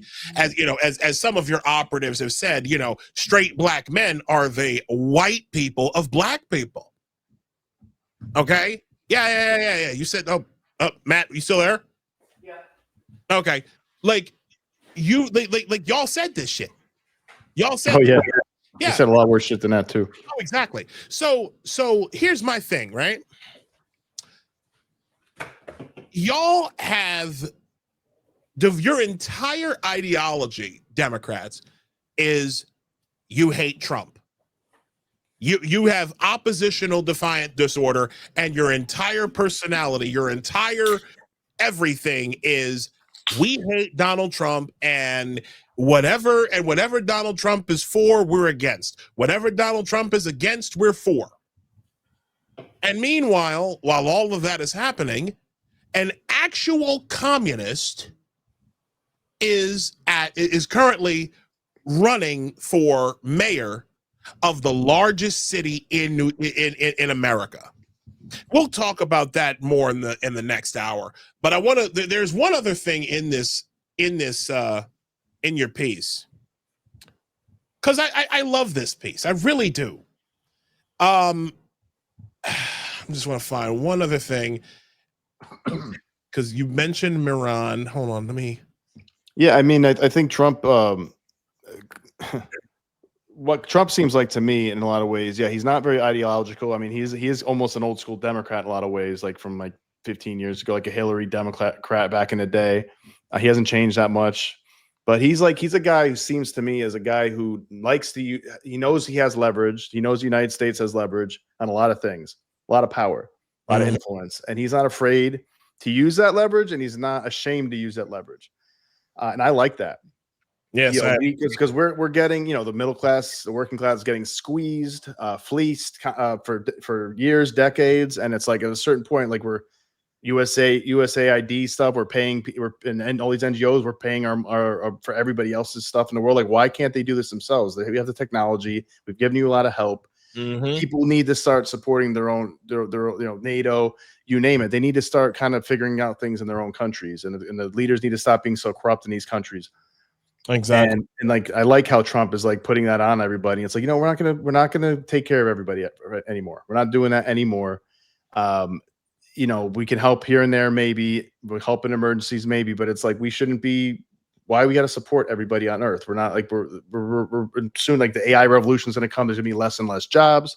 Exactly. So there's a lot of stuff happening now where it's like, we can't do this anymore. I like that he's and like, when he says he's going to do something, he's going to do it. If like with the stuff with Iran, we did with Soleimani years ago, it's like everybody was like, oh my God, I was worried. It's like, shit, I don't know, man. Maybe this might be like we've been hearing things about Iran for decades that they're so dangerous and they didn't do jack shit. Then we did this the other day with Israel. Israel was flattened them, and then we destroyed their nuclear facilities, and those they bent the knee pretty quickly, it seems like. I mean, I know we also have to worry about terrorist attacks and stuff, but it's like, yeah, maybe this is what we need to. This is the kind of stuff we need to do so people aren't like they're attacking our people, attacking our troops, killing our troops. Why would the United States of America let people do that? Like, I don't get it. I don't get why you would let them kill thousands of our troops with roadside bombs and proxies and stuff like that. That's bananas to me. Like, and it's coming from that regime. That they're letting you do that. It's like, what if that was your kid? Like, it shouldn't even matter. It should be, these are American troops. These are an extension of our American family. Do not do things like that, or you're going to pay for it severely. Here's another portion of, and this is really like the heart of this piece that he wrote, that Matt wrote. Matter of fact, let me just hit this here. Yeah, here we go. Here we go. When it is a happy coincidence for Trump that he shares a birthday with the United States Army, because it makes his partisan enemies talk like idiots. Trump never misses an opportunity to troll his political enemies this way. If the Army parade falls on his birthday, he will gladly make it a big one, just to own the libs. When he talks about reopening Alcatraz, his enemies fall all over themselves to remind voters that Democrats are the party which defunds police departments, encourages encourages lawlessness, and metes out two-tier racialized injustice to Daniel Penny. The libs own themselves. Yep. When Trump announces a 30-day surge of ICE deportations, his enemies trip over one another to remind voters that Democrats are the party which defends due process for undocumented aliens. The libs own themselves. When Trump's Department of Education cuts off federal Title IX funding for states that let boys cheat at girls' sports, his enemies lose their minds and double down on denial of human sex difference, a position that looks absolutely insane to a supermajority of voters. Libs are owned, again by an own goal. When Trump supports Israel's war against Iran and its IRGC proxies, the usual suspects go out of their way to remind observers that Democratic Party foreign policy embraces the world's most unpopular pariah state, and that their street army is enthusiastic for pogroms. Libs self-owned again. None of these issues resonate with a voting majority. All of them, defending crime, defending criminal aliens, transgender sports inclusion, Palestine, whatever the fuck that is, are powerful issues within the Democrat Party coalition, but not among voters who swung to Trump last November.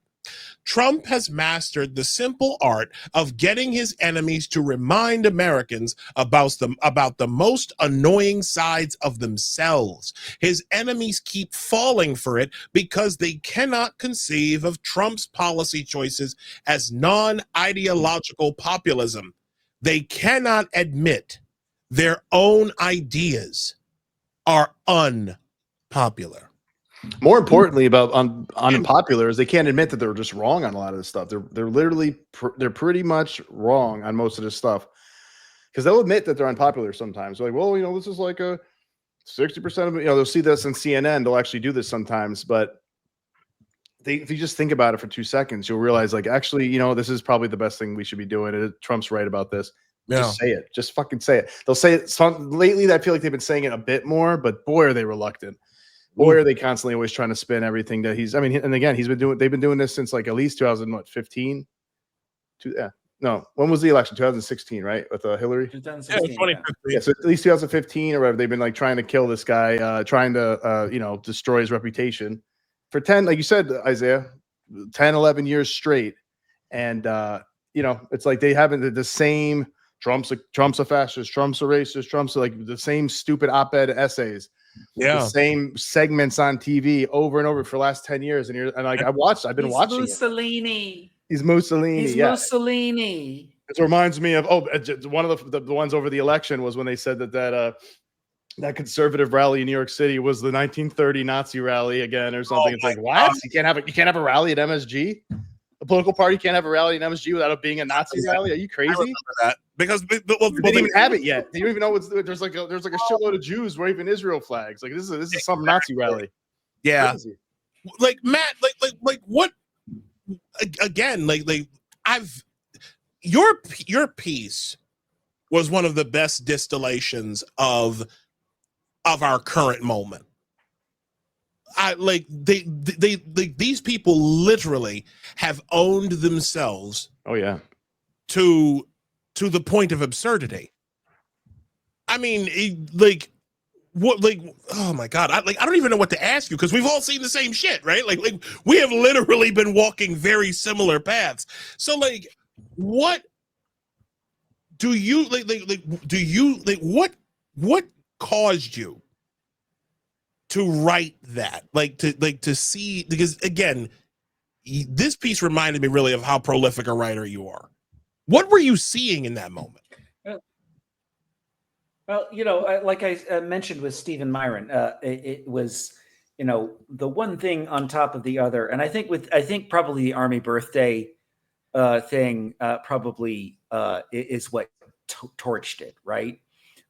Because if you're gonna, project ideology on the U.S. Army having a birthday parade, then you've completely lost the plot, right? I was in the Army, and I can tell you that they have parades in the Army, right? And my favorite part was, that you've got people trying to say that, the soldiers they really didn't want to be there. Mm-hmm. Mm-hmm. And Trump is insanely popular with the soldiers, right? Mm-hmm. But the fact is, I can testify, there's plenty of parades in the Army and not one of them is ever any fun. And not one soldier enjoys it, right? No one has a good time. That's never the case. So why would it be different this time, right? Yeah. And so, there was that aspect to it. Like, I just have to write something about this. And people like that cooking in your head for a while, right? Yeah, most people like patriotism. I think once if they haven't been indoctrinated, and I like to see that. I like to see people waving. I mean, they think it's great to have flags about. Parades all month long in June and other months as well. I'm sure in certain places about mutilating children and or men walking around in G-strings, thongs, naked, or with dog masks on the ground on all fours, people pissing on each other. That's no problem there from any liberal outlet, left leaning outlet. But oh my God, we're gonna celebrate our military who put their lives on the line? What the? Or celebrate the strength of the United States against hostile nations? Ugh. It's fascism. What? Why would you? It's like how could you be so backwards? Somebody, I'm gonna look up that. I'm gonna. That reminds me of a piece that someone wrote a couple of days ago on X, where he is this guy is excoriating this white leftist woman who's like who says something, who's like recoiling at Pete Hegseth, like talking like a regular, like task-oriented, focused, strong man. I'll find that. I'll find that in just a second. But that's the one thing that I think, like, I just, it's amazing to me in our current moment. We have no idea as to, it's almost as if there's this learned helplessness in our country. Go ahead. I was just going to say, Pete Hegseth is actually a good idea or a good example of what I was referring to in that piece, because Donald Trump picked him to be Secretary of Defense because he is insanely popular with veterans. The veterans community loves Pete Hegseth. And that's why Trump cleaned up with veterans. Exactly. So interesting. Why is he so popular with them? I like Pete Hegseth. I think he's I like what he has to say. I like his focus on waging war and military instead of having a transgender admiral or something like that. But I don't know the background of him. I know he served. I know he was on Fox News. Why is he so popular with veterans? He ran a veterans organization, for one thing. And veterans are a society unto themselves. So he is within that society, and he's known within those circles. And, even before he was nominated, I knew veterans who swore by him. He was just the greatest. Interesting. So he must have actually done good work. It wasn't just like, hey, look at me, I made an organization. And he wasn't just laundering all that money or something like a lot of NGOs do. It seems like he must have done some good work. And he really, that kind of love. He wrote a book that really spoke to their issues, right? And like you're talking about wanting to restore lethality, for example, that was something he wrote about in his book, and veterans responded. So, like what you're liking about Pete Hegseth is stuff that veterans love about him that made them just go insane for him. Well, anybody with a brain in their head would know that is like what you need in the military is the ability to wage war, protect your troops' lives, but also inflict damage. Just win, and be prepared. Right? That's the name of the game. Right. And strength through peace through strength. It's not ideological. No. People are always trying to project on Hegseth. They're trying to say he's some sort of white Christian nationalist thing that's gonna, I don't know, make us all to go to Jesus camp. But that's not the case. He's not ideological. If there's any ideology to him, it's American ideology, right? It's American flag.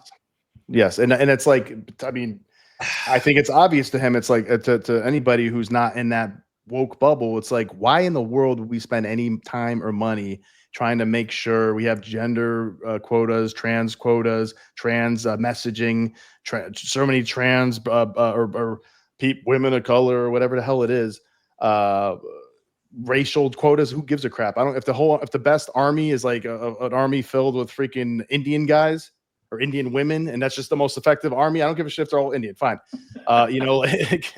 it's just like that's the number one thing should be who is going to be the people you can really rely on the most to win these wars and battles and deterrents. And it's like when you see these all these different things from the General Admiral Levine or whatever. I know she was like Rachel Levine. Rachel Levine is his name. Yeah, Levin I think I know they're doing health and human services. Levine. But like that kind of imagery of those kind of people, like where like they're like trans and they're wearing their military suit. It's like, we don't need to see this shit. Like, who gives a shit what you do? I don't care what you're doing. Like, just please be a good soldier. Please be like a responsible person and save lives. Hold on, you mean this guy? Hello, my name is Admiral Rachel Levine, and I have the honor of being the Assistant Secretary for Health at the United States Department of Health and Human Services. Happy Pride. Happy Pride Month. Off is a direction you can fuck.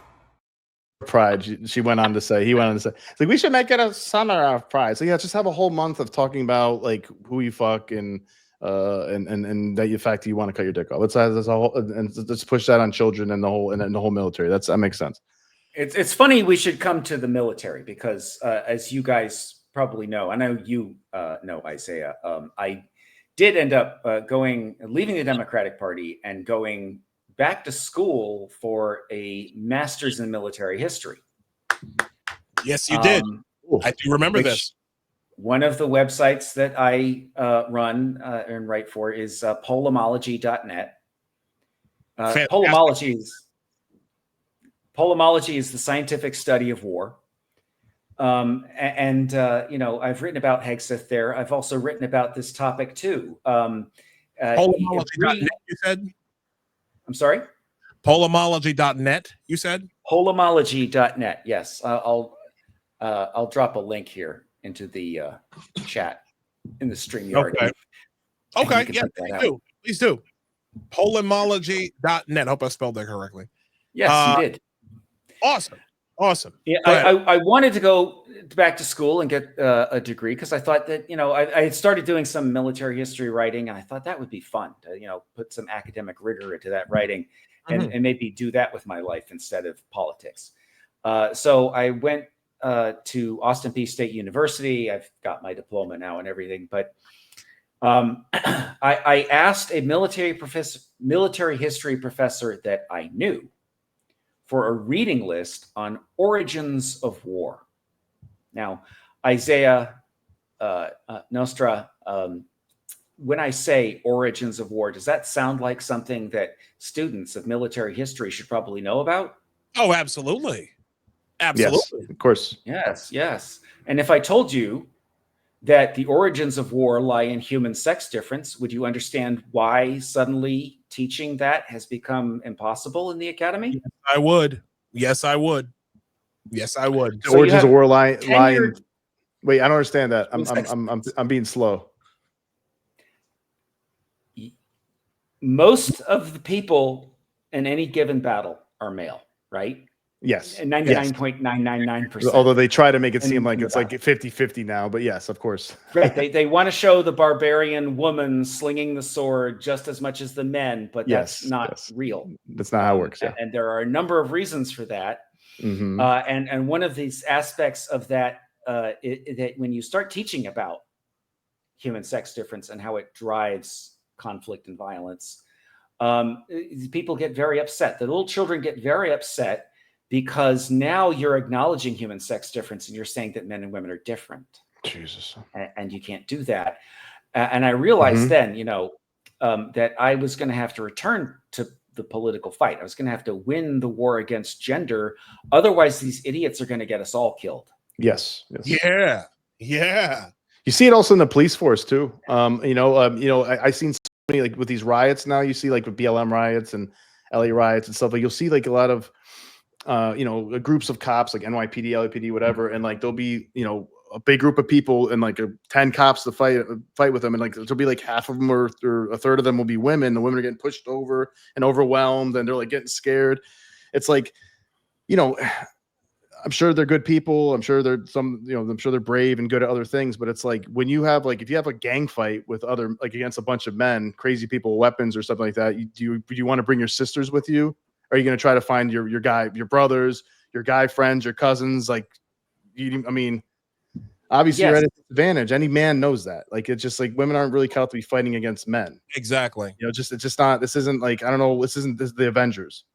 I can show you a picture of people known as the Dugam Dani. They live in Papua New Guinea. All right, so they're Stone Age people. Are those the cannibal people? Photographed. I'm sorry. Are those the cannibal people? I know. I feel like these are not cannibal people. There's some cannibals, and I thought in Papua New Guinea. I thought maybe I'm wrong. There are incidents of cannibalism in the region, yes. But what I'm talking about is a Stone Age tribe, and they have battles, and they were photographed in 1960. And when you look at the battles, every single person in the picture is male. Every single one. Surprise, surprise. Shocking. Right. When you look at, for example, there's some Algerian cave art that's about 10,000 years old. It depicts a battle, and lots of the little figures, you can make out little penises on them. because they're definitely men, right? Not a single one of them that's portrayed as having breasts. Not a single one of them is portrayed as a woman. They're all men. You don't have to go back that far either. I mean, like, just look at the names on our wars that we've had in the United States. I mean, like, how many women are in there? Yeah, maybe there's like a couple women who are nurses. Maybe there's like one crazy broad who came out and she's wanted to fight and she could shoot. Like, yeah, those women exist, but like clearly it's 99.9% going to be males. Like, you know, and you're at a disadvantage if you have like half female army. I feel like. Yeah. I mean, I think it's clear. So quick, as a matter of fact, I was just going to say for July 4th, just so you know, I am unlocking an essay about Molly Pitcher, Revolutionary War icon. Right? Oh, wow. So you have controversy around that. So, you know, definitely you want to check that out. Get subscribed. We will. That's cool. I'd like to read that. Yeah. OsborneInc.com, I believe. I want to make sure I get this right. OsborneInc.com. Seriously, you guys should really check out my friend Matt here. That's important, Matt. I'm glad. I just want to say I think that's really I think that's really smart that you switched to gender, because that is a way that they've been really splitting society and are making us weaker in so many ways, whether it's just dividing men and women, making like now we have this whole aggressive manosphere that are like really anti-women, which is unhealthy. We have we had the radical feminists that still exist who are just they hate men, or they're quoted constantly saying in videos like, well, we don't need men. What do you need men for? It's like, I think it's the most ignorant shit on earth. It's like, what would be built on earth without men? What would be mind? What would be, you know, they have no idea. Like, what kind of education do they have? You know, and I'm not trying to say one's more men or women are better than the other. I'm definitely not saying that. I think they're both equally important in many ways. Yeah. But it's like men do most of the building, men do most of the mining, men do most of and if, you know, even if that wasn't the case, it's like every other country on earth besides the West, they're still the way they used to be back. So it's like, if they ever decide they're going to fight with us and we're just like a feminized army of women or something like that, they're going to tear us to shreds. Right. Yes, so it's especially if there's like a foot soldier war. So, and I think that's what they're trying to do, Isaiah. Like, it's probably pushed by the Soviets for decades. It's what they've been pushed by the Chinese. America is too powerful to attack to defeat from the outside. Yes, has to be from within. To defeat it from within. Yeah. I did find that piece I mentioned earlier, Matt, from Infantry Dort. And I have this lady, but this independent video journalist by the name of Sandy Bacham or or whatever her name is. She goes, this was yesterday, the 26th, it was 3 days ago. I'm a recovering alcoholic for 38 years. I literally can't watch Hegseth. He makes me too anxious. That guy is not sober. To which Infantry Dort replied, I'm sick of people calling Pete Hegseth the drunk. They say his body language is threatening and unstable, that it looks like alcoholism. Let me be clear. Anyone who says that isn't just wrong. They're partisan, weak, and sinister. He doesn't talk like a drunk. Yeah, the dogs agree with me in the background. He doesn't talk like a drunk. He talks like a motivated infantryman, like a man addressing a formation with purpose and conviction. How do I know this? Because I am an infantryman. If that makes you uncomfortable, you're not just insulting him. You're insulting me and every other warfighter who's ever had to stand in front of troops and lead.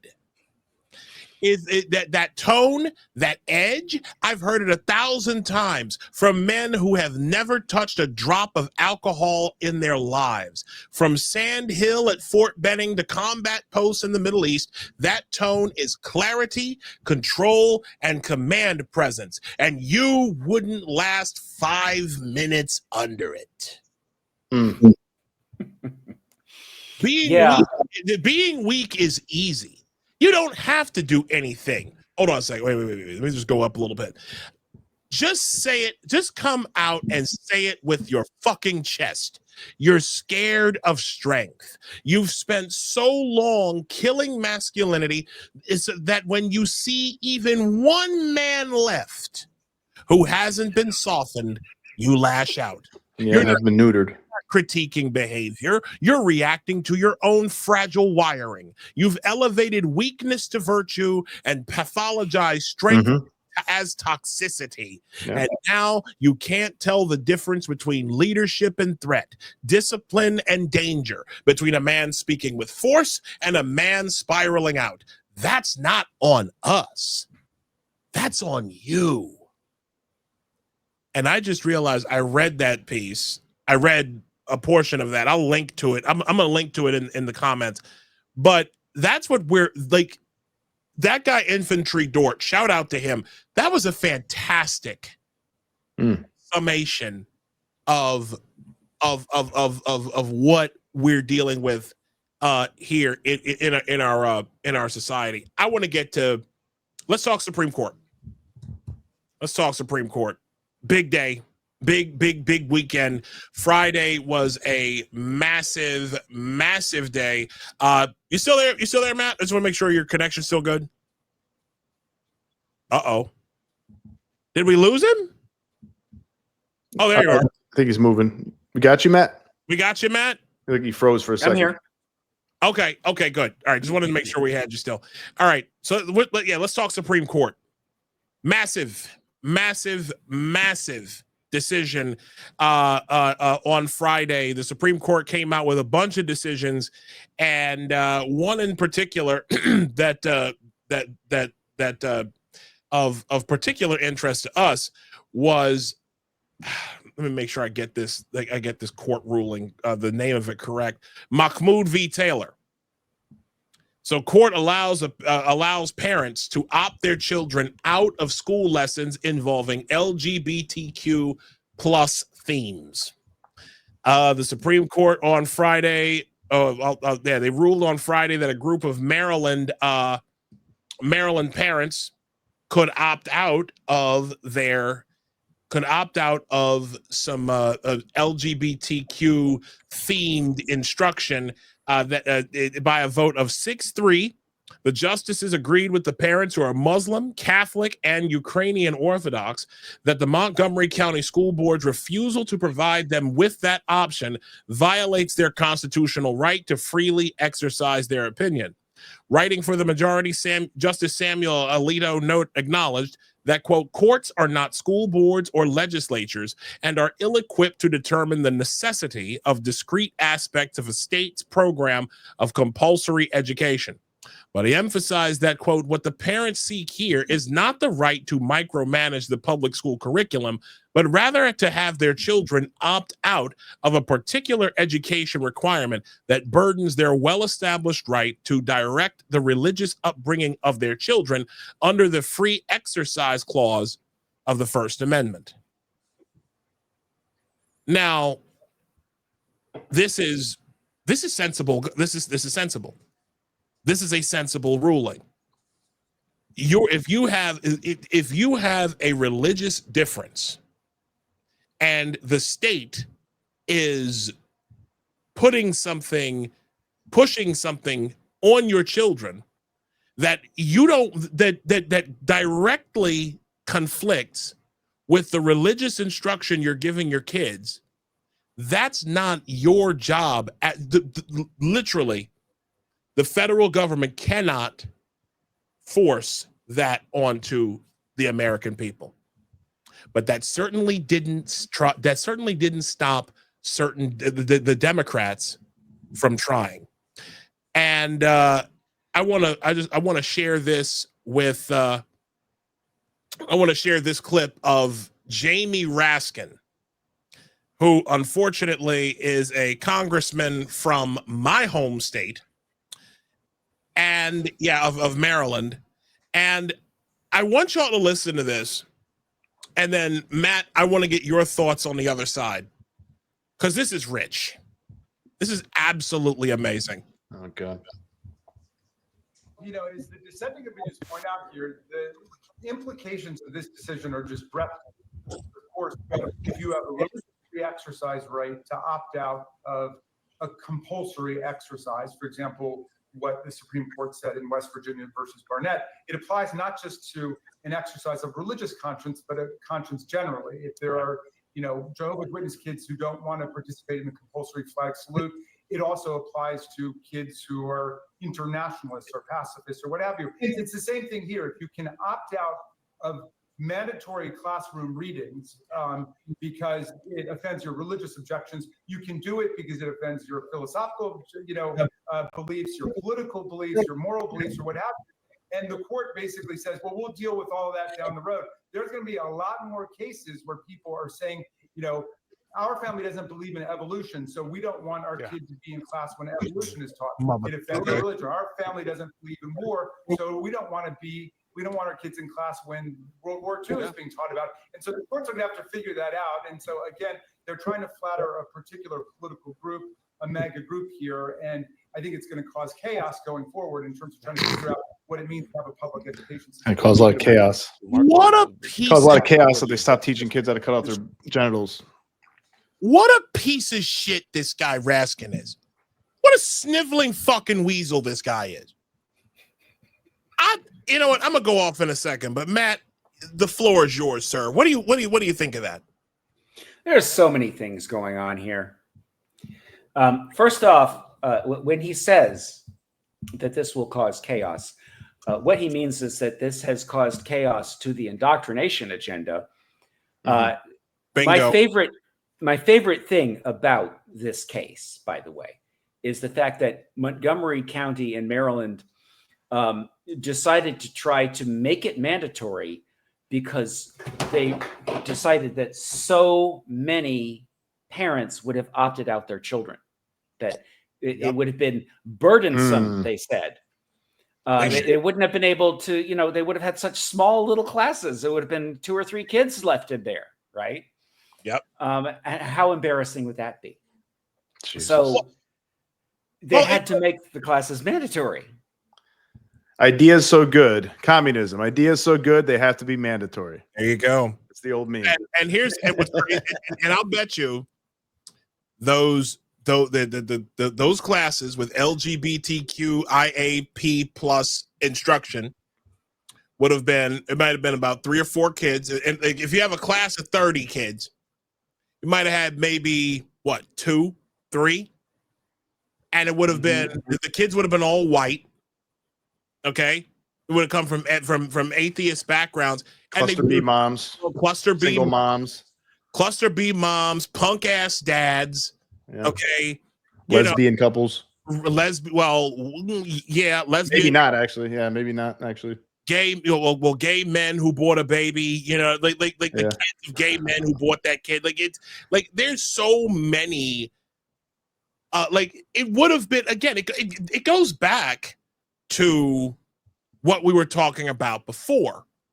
How most of this stuff that's been forced onto society at large has been done so because adults don't want to feel alone in their debauchery. That's what that is. Ultimately speaking, they don't want to feel alone in their debauchery. They don't want to feel like they're the only ones who get off on this shit. and that by changing the world into something that's more accepting of their bullshit, then everything will be fine, and I won't be a freak anymore. No, you're still a freak. You're still a freak. But that's kind of besides the point here, because in this particular post, I immediately said when I tweeted it yesterday, I said what you just watched is exactly why the Supreme Court ruled the way they did. When the state, and this was being done, folks, it's still being done in places like New York, California, and other blue states across the country, where if you have a religious objection, if you are a conscientious objector to anything about LGBTQ, to COVID mandates and all this other stuff, they will literally say that your religion, your seeking of an exemption is going to hurt everyone else in this room. This is a thing that they were doing. They did this during COVID. Remember, Matt, where they would say, you might have a problem with this, but your problem is going to cause problems for everyone else. You, with your religious exemption, could get somebody killed with COVID. You don't want to wear a mask because your religion says something about it? No, we're not doing that. Your religion does not trump the greater good. An inversion of individual liberty. That's what was on display. Jamie Raskin, this is the same guy who was trying to incite a riot after the election last year. Have you seen that video of him, Matt, of Jamie Raskin, where he's at this bookstore called Politics and Prose, and he's talking about, we got to have like martial law and riot conditions and stuff like that. I'm like, are you insane? Well, you already got riot conditions. Matt, your thoughts on this? My thoughts are that we need to discuss the role of the teachers' unions here. Oh, yeah, we do. Let's do it. Because that's what's really going on. The Democrats, Raskin is a Democrat, and what they're really doing here is they're freaking out because the teachers' union is one of the biggest membership organizations, or they are the biggest membership organizations in the Democratic coalition. You have millions of teachers in the United States. And what you have seen in recent years, of course, is that there is this new ethic of teaching that, they're out to save the kids. They're going to save the kids. Activists. Right? You're the activists. Yes, they're activists. They're activist teachers, which means that they're not really teaching anymore, or what they're teaching is not, what they're supposed to be teaching. And then, in addition to that, you have Raskin, under the pride flag doing his rally thing, his No Kings rally. Well, what you see there is an attempt to supplant American civic religion, right? To replace it with a new civic religion, one that is based around identities, right? Anti-heteronormativity and anti-white, basically, really. Right. Anti-male. That's what diversity and when you look at that progress flag, you're looking at the progress flag? Yeah.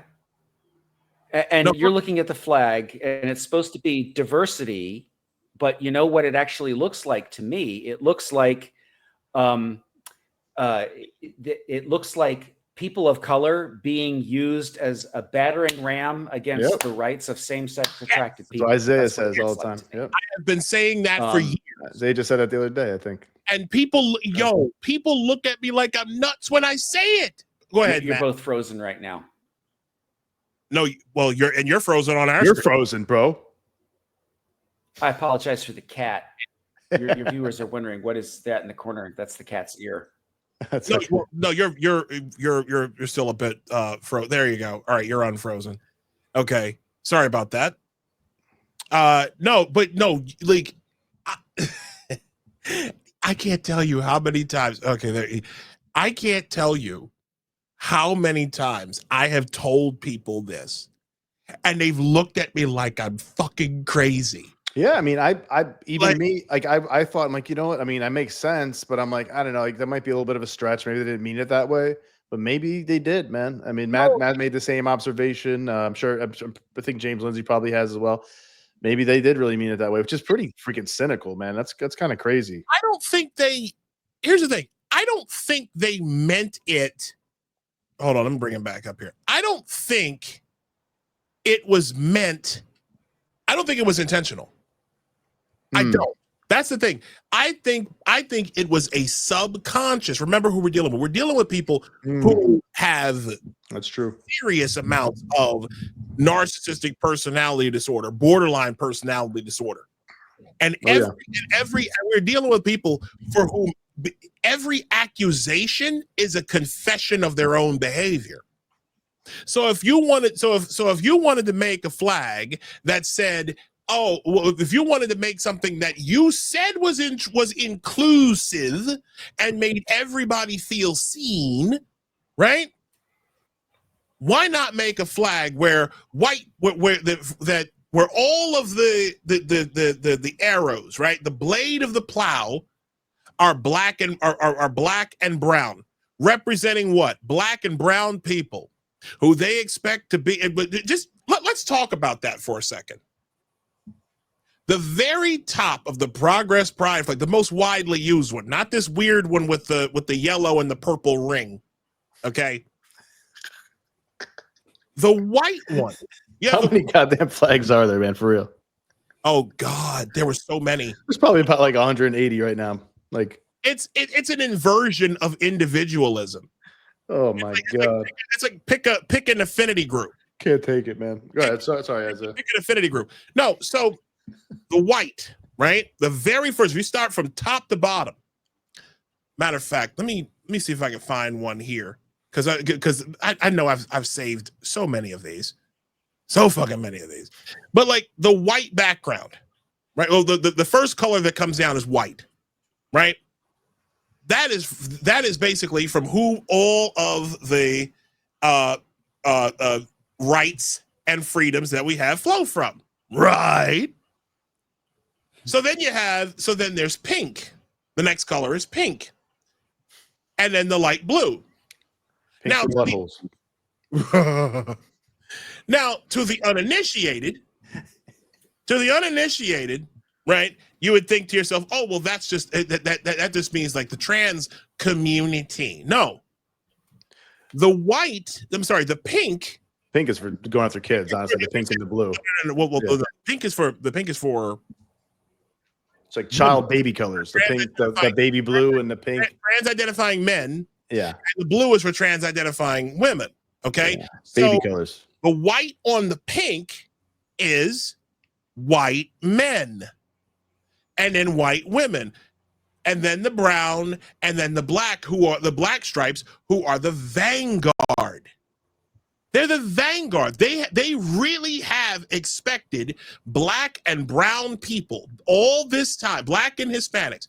We have been expected through so many, through DEI, the DEI industrial complex, and in the institutions and everything, black people are expected to be the blade of the plow for their movements, for these movements. That's what we are expected to be. That's why they love when black women get up on it. That's why, Matt, you saw that gigantic beast 10 years ago. Which one are you talking about? I'm talking about that one that was singing "Ain't I a Woman?" The drag queen. That Loch Ness monster who was on stage. A land monster. Yes. A shaved Sasquatch. Exactly. I don't even know what this person looks like, but yeah. But that's the thing. Remember, if you put an N-word on the front of it, you put a black person on the front of it, it's gonna fucking sell. That's how you sell the movement. That's how you end up with, hold on a second. That's how you end up with this as the current leader of the Human Rights Campaign. I don't know if she still works for the Human Rights Campaign, but Human Rights Campaign is a group. It's basically goggles. No, those are her glasses. But like it's like Doc Ock over here. What is this? Human Rights Campaign is it's part of like the woke mafia, right? They're the ones who started the whole corporate equality index bullshit. Okay, which was the precursor to ESG. Okay, so that's how you end. So and again, so but Human Rights Campaign is a bunch of fucking white men, a bunch of gay ass white men. But they put a black woman on the front of it, and all of a sudden she's their fucking Aunt Jemima. She's she's the mascot, I'm dead serious. and she makes it diverse. Black women. I can't tell you how many times I had this argument with my. Well, I didn't have this argument with my exes. Half the time I didn't know what the fuck this woman was doing. But like the things that I said, like she worked for Posse Foundation. The lady worked for an institute for a nonprofit whose CEO was a white woman, her direct supervisor was a white man, and they're out here directing like curriculum and everything, and it's like, bruh. But yet all of the front-facing staff, all of the public, all of like the people who you saw who were, you know, doing all of like the trainings and the seminars and stuff like that, they're black and mainly women. Yes, the Progress Pride flag is a deeply racist banner. I consider it more of a racist banner than the Confederate flag. It is a Confederate flag in many cases. But there's the cat. Oh, meow. Oh, who's that? This is Boo Kitty. Boo Kitty? Boo Kitty, yes. Boy or girl? She's a girl, and she has no tail, as you can see. She's a Manx. No Manx? Cool. Oh, wow. Oh, she just wants some love from her human. Oh, she got tired of me sitting here making all this noise and not paying attention to her. So. Reminds me of my wife. Oh shit! I think she doesn't watch this show. Oh man. No, hey, I'll say this, man. I think another thing we got to remember about this stuff is that this whole movement to indoctrinate children is also it's just a new civil rights movement. They're trying to keep on the civil rights momentum and get more people and indoctrinate them early, similar to Maoism and stuff. But it's because, racism really isn't that much of a thing anymore in this country. Systemic racism really isn't. If anything, it's kind of going towards like white people against white people and like Asians and stuff, right? The systemic racism. That's what the DEI stuff is, the college, all that stuff. So that's really becoming something that horse is getting beaten to death, and it's losing power by the year. They like to hop on to things about like Latino people getting deported. So we got a new one. Woo, we got a new civil rights movement. But they need to that's not going to be forever either. They need to populate a new one. They got to have a new category. That's a huge problem, for like a huge emergency that we need to all get behind and march and all this stuff. And there was barely any trans people at all. There wasn't any trans people. It was people with gender dysphoria. So we got to create some new ones. We got to create them in their teenage years, which they didn't even exist before. Girls, right? Isn't that right, Matt? There was almost no girls with gender dysphoria, especially not happening in their teenage years. Almost ever. It was a complete flip. It was a complete demographic. And it was flip. Social contagion. And there's like groups of girlfriends doing it, groups of friends at 14 years old. It's like, that's not how it used to work. Gender dysphoria was like usually males, and it was usually like male. It would start, maybe they'd start seeing some of this stuff like 3, 4, 5, 6 years old, something like that. And it was, again, that was obviously quite uncommon, because how many trans people did you know? How many gender dysphoria kids did you know growing up? Anybody in this chat? Matt, Isaiah, name them. Or you don't have to name them, but just got anybody? I don't.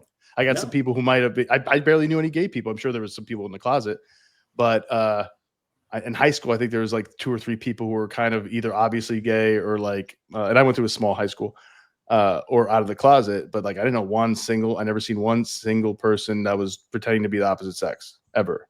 Except when I went to Provincetown once, and it was like a drag queen sitting in front of the vault at P-Town like 25 years ago.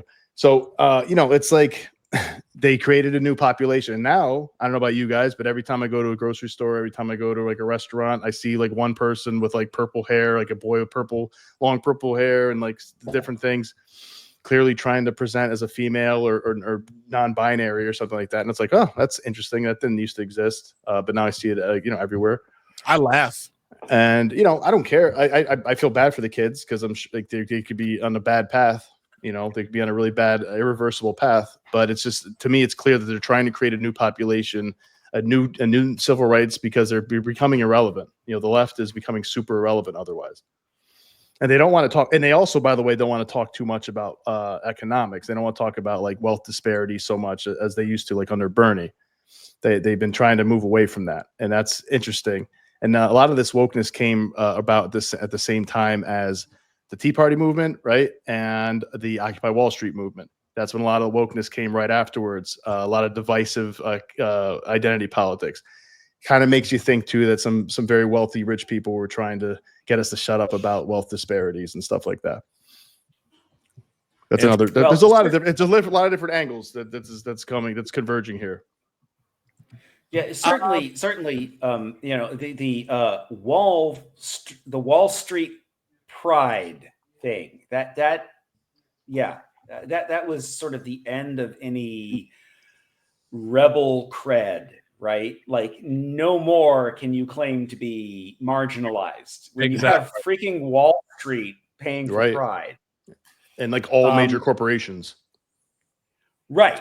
And now we're on almost all schools. The backswing, right? We have all these corporations that are quitting pride and, you know, trying to take their name off pride because it's become toxic to your brand, you know? Or hold on. I got one thing I want to show you. To your point, this right here is the Seattle Sounders soccer club up in Seattle, Washington. Okay, and that is the tifo that was on display yesterday.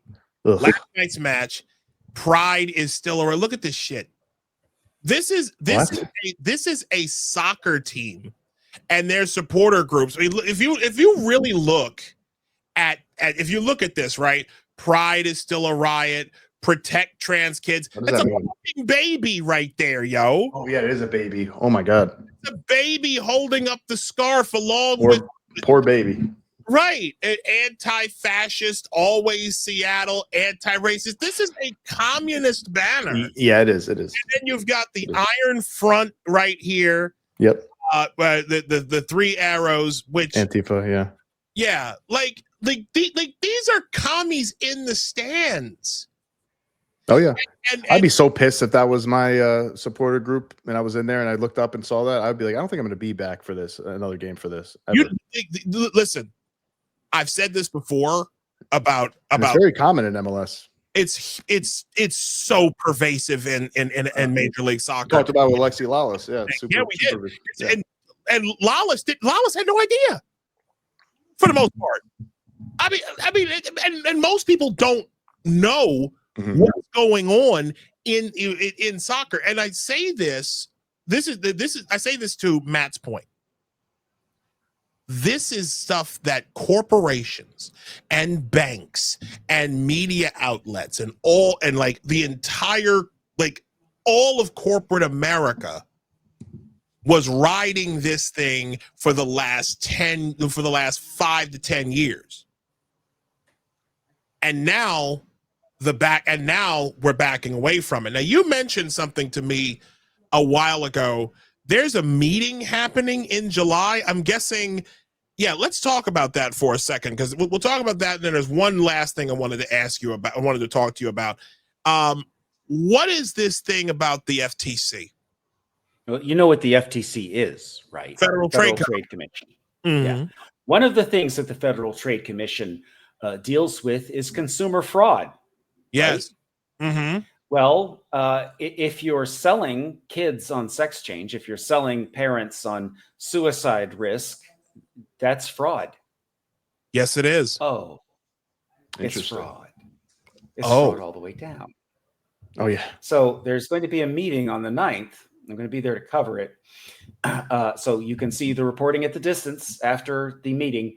The FTC is going to be hearing from detransitioners, clinicians, and some other people about the situation, the fraud that takes place with gender medicine. Now, in America, right, I can go to a plastic surgeon. I can say, yes, I would like to have my penis turned into a vagina, right? Because I'm an adult. And so we can't say, no, you can't do that. You can't say that about bodily autonomy. Right. It's bodily autonomy, right? Yeah. But what you can do is you can make sure the doctor says nothing about this. You don't claim that it will lower your suicide risk. You don't claim that it's for your psychological well-being. No, this is plastic surgery. This is cosmetic. You want this. It's a cosmetic thing that you're asking for. And that's not fraud, right? If you sell that person the sex change, as it's called, as if it's mental health care, as if it's mental health care, well, yeah, then that's fraud. So yeah, the new approach, following on all these executive orders, following on the Supreme Court situation, which, one thing I'll say about that, did you notice it's the same 3 justices that want to keep the indoctrination in the schools? They want to keep the funding, the state funding for Planned Parenthood to give out the hormones. Wow. And they want the trans kids. It's the same 3 justices. 3 crusty woke bitches in the Supreme Court, man. 3. It's the same 3. And you know something? That goes back to your point about how the left own themselves. All this entire shit about packing the courts. They knew they were desperate. All these years they kept screaming about how Trump was the one who was going to pack the courts. Trump was going to be the one who would wreck the Supreme Court. Trump did this, Trump did that. Not only has Trump not wrecked the Supreme Court, but now he's got a perceived supermajority in the Supreme Court. And I say perceived. Thank God, man. Tony Barrett could go either way, as could Merrick, not Merrick. Oh, fuck, I'm gonna mention him. No, Neil Gorsuch. Gorsuch is a bit of a swing vote. So, but on these big cases, you've got these most of these decisions, these big decisions, are 6-3.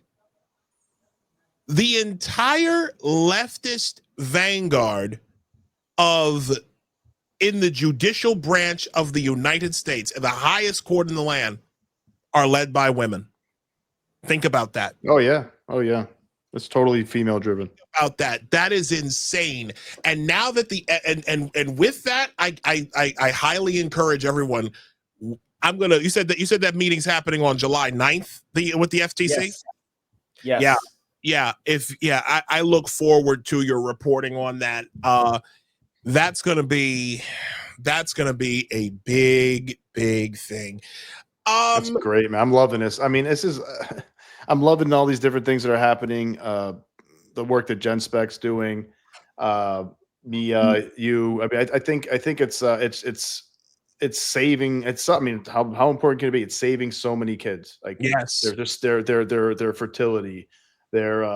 It's actually saving quote unquote trans kids' lives. Like, if anything, I think, because these are kids who would be trans, and then who knows what they would do after they realize it wasn't a great idea to cut off their genitals. What is the number one thing that reduces suicide risk? It's forming successful romantic attachments, right? And good luck what doing are you that. Taking away from those kids? Yeah, good luck doing that if you're a Ken doll or you got a burrito between your legs. So yeah, there's a lot happening, and we're actually we're ahead of where I thought we would be. I knew that we would come to this pass. I thought it would be harder. I thought it would take a little longer. But due to the fact that Trump has come out so strong in his second term, we are making terrific progress. And so I'm at a place where I'm actually thinking, what is the end of gender, right? I took up this fight unwillingly. So there's going to come a time when I have to think real soon now, how do I shut this down? How do I move on, from gender? And I think that I'm going to continue doing the distance for at least another year, right? Because probably through the midterm. But, there's like a limit to how much you can cover about gender. There's a limit to nobody I know in this fight, nobody on the gender critical side set out to do this 10 years ago, right? This was not a career. None. I wish this problem didn't exist. I want this to go away. I wish you not to ever talk about it ever again. That'd be great. Right. If there were no more sports cheats, no more kids getting hurt, and if it was just dudes wanting plastic surgery, okay, fine, whatever. But the fact is, we've been through a period of heavy ideological sort of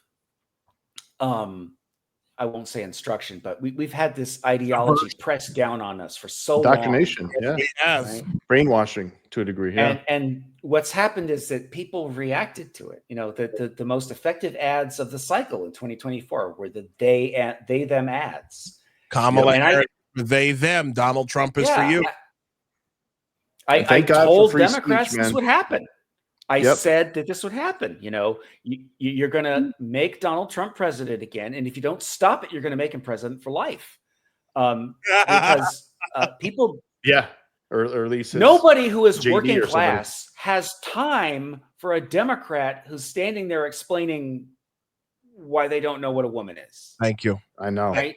That's Bananas. So That's exactly right. it is absolutely bananas that the party of the Ketanji working Jackson. class has these elite beliefs, luxury beliefs that it wants to impose on us, and people reject them. And Dude, we have Democrats doctors. are slowly going to figure that out. We have doctors who can't define what a woman is. We have the Supreme Court Justice Ketanji Brown. Like, these are people of elite level in institutions, elite, super elite level. Like, the people you have to be able to trust. You have to be able. They have to at least know something like this. Everybody else in the world knows what the fuck a woman is, but they can't. It's like it's abysmal. Like, seeing that, watching that. Like, I mean, I watched it. I'm like, this is like a fucking clown show. This is like a skit. This is like a comedy skit, but it's real life. How did this happen? How could you, and how were you supporting us? Well, I mean, it was a Monty Python skit a few years Yeah, ago. it was. Decades ago, right? But, Like 70s. So yeah. Life of Brian. Life Yes, of Brian. yes. That's right. John Cleese, I'm telling you, shout to John Cleese. Shout out to John Cleese, man. Yeah. He was ripping that shit a new one, even though it was a skit. I'm glad that he was that like he was taking that foolishness to task back then. It was wonderful to see. But here's the last thing I want to talk about, because I mentioned this. I've mentioned this a couple times already. I firmly believe that the whole gender cult, all of this gender cultism and all this other foolishness has been the gateway drug to communism for many young people. It's also been a gateway drug to the right too, by the way. Oh yeah, I go both ways. Yeah. But I think about this in particular because we have a situation here in New York City where a guy by the name of Zohran Kwame Mamdani is very, very close to becoming the next mayor of this town. Okay. Now he is a paleo communist. He is an out and proud member of the Democratic Socialists of America, the DSA. He's 33 years old. He's only been a citizen of the United States since 2018. Okay. And this guy is a problem. He is a problem. He is like, he's promised fast and free buses. There's a lot of things that he just lies. He lies constantly. And again, and we all know why that is, because lying to a communist is fluent. It's just fluid. It's as natural as water flowing downhill. You need to lie to make that idea work, man. Yeah, you do. Or to make it seem like it works. Let's put it that way. But what I'm saying, matter of fact, I just saw this. Dude, him eating rice, man, with his hands. Oh my God. You see that shit? I did. It's so fake, disturbing. It's fake. It's stupid. But beyond that, like, well, along with that, right? And how many accents he have? About 3 or 4 different accents. Yeah, that's pretty crazy. Honestly, that's pretty crazy. I don't it's psychotic. It's like he tries to make it sound like it's code switching or something like that. It's like, no, it's not, man. Like, I kind of get that. The code switching thing with, like, if you talk a little bit more ghetto or urban or something like that with your friends, but then, like, you're in the business setting, you don't want to talk like that. Fine. I kind of understand that. But, like, this guy, he's talking with a freaking, what was it, like an Indian accent? I don't know what accent it was. Like, to like some other people, it's like a straight up like Indian accent or whatever it was, and then he has a completely American accent. It's like, dude, just speak with your goddamn American accent with these people. What are you doing? But it's not like even me talking to Latino guys in English, but with a Latin like a immigrant accent or something like that. It's like it's ridiculous. It's ridiculous. But absolutely ridiculous. But my question to Matt, it's entirely ridiculous, and it like honestly, it's insulting. So fake. But my question to you, Matt, is what do you think is the link? But why has gender become such the gateway drug to communism, to far leftism? Why do you think that is? Well, fundamentally because it's Gnostic. You're talking about all modern political religions are fundamentally Gnostic. So the Gnostic quality of the gender stuff just, it accelerates that sort of thinking. There is the sense in which transgender activism sort of contains these communistic ideas like your children are not your own, they belong to us. The state should be able to indoctrinate them in the LGBTQ alphabet plus $ whatever. I think that's really the transference, is that there's already so much built in, right? And the people who came up with the sort of philosophies or the philosophical shall we say, underpinnings of transgender ideology, they were influenced by Marxism, certainly. If you read James Lindsay's book on the sexualization of children, right? Queering of queering of children, queering the American child, yeah, right? Yeah. There's a lot of built-in Marxism. Oh yeah. Marxification of education, I think it goes into that as well quite a bit from James Lindsay. Yeah, so it's sort of you're asking about an ideology that has all this stuff already wrapped up in it, right? There are elements of it in there. I will tell you this much: Gnosticism. That's a big word. James Lindsay uses it. People use it. They talk about it. What does that mean? Really, fundamentally, what it comes down to is splitting. Gnosticism splits the world. There's good and there's evil. There's the good world and there's the bad world. We are the good world and they're the bad world, right? And that splitting is what ends up, not all at once, but it ends up resolving in the mind of the concentration camp guard, that what they're doing is somehow their duty or correct or whatever. Because, of course, they are serving the right side. They're serving the good, they think. This is how Gnosticism works on the mind. And all, as I said, modern political religions are fundamentally Gnostic in that way. And the other influence that you hear about, again, from James Lindsay, is Hermeticism. Hermeticism is basically, it's very simple. It sounds like a big, complex word. It's just magical thinking. And what it does is it splits into 3 or more elements. It splits something into its elements. So these 2 different ways of splitting, and that's just what it does. All this ideology does is splits us. It splits families. It splits minds. It splits societies. It splits political parties. And so it's just splitting all the way down. And yes, that's what we mean when we talk about these big fancy words like Gnostic or Hermeticist. That's what we're talking about. We're talking about esoteric woo-woo thinking. Yeah. And these patterns of thinking recur. You're born in the wrong body. You basically have Right. a female soul and a male body, male soul and a female body, right? That's part That's of it. a patently Gnostic statement, right?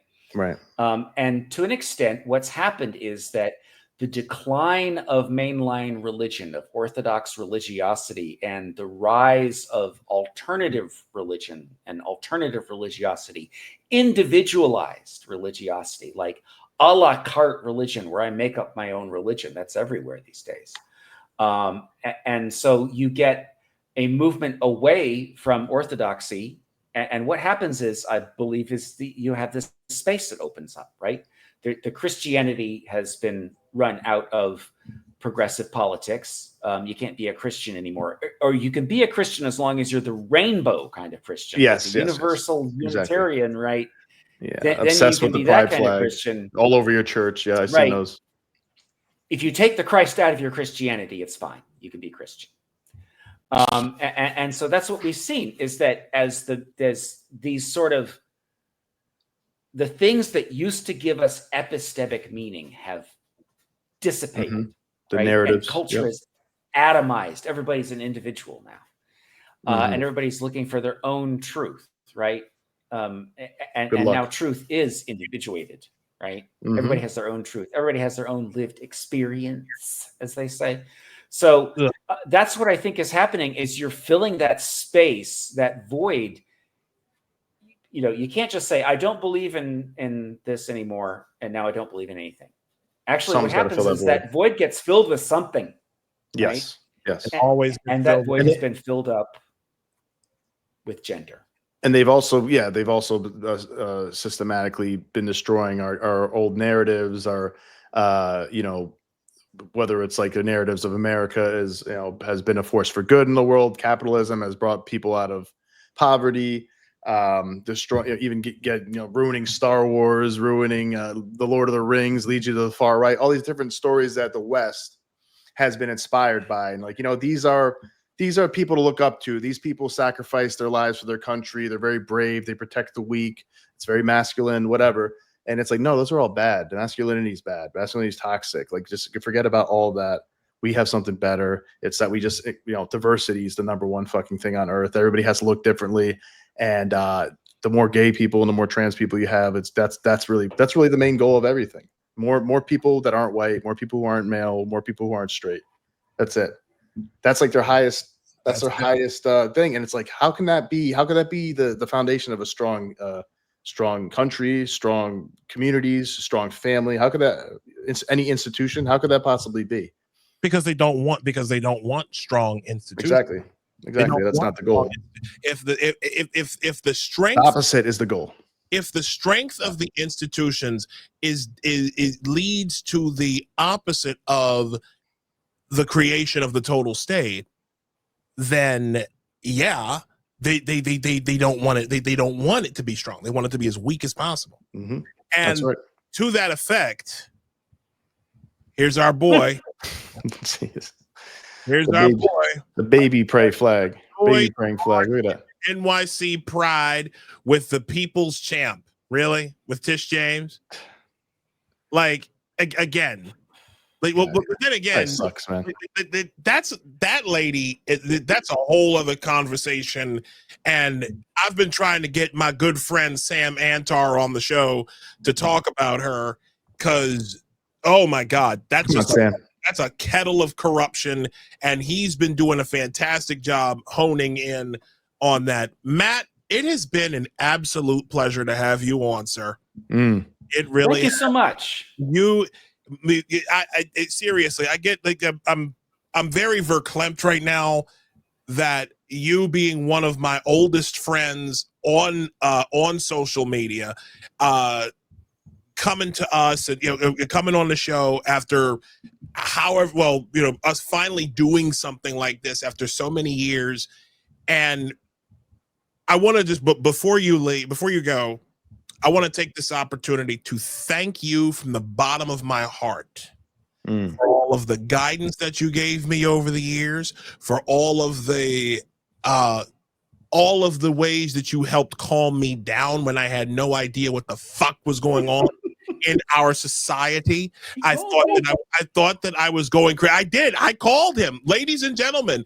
I called this man several times. I called him on my lunch break. Matt, what is going on? Why are things as crazy as they are? And this man, Matt Osborne, helped me navigate through so much. And from the bottom of my heart, man, I greatly appreciate you and all of your work over the last several years. Thank you for being my friend, and thank you for being a voice of reason as the world went crazy. Dead serious, man. Thank you so much. Yeah, thank you, man. Thank you for all the work you've done, man. I really mean that. You are a good I really man. appreciate that. No. You are a good man, Matt Osborne. Don't let anybody tell you differently. You are a good man, and I know you've been through a lot of hell in your own. We'll talk about this later. And I know you've been through your own bit, but you are a good man. Thank you.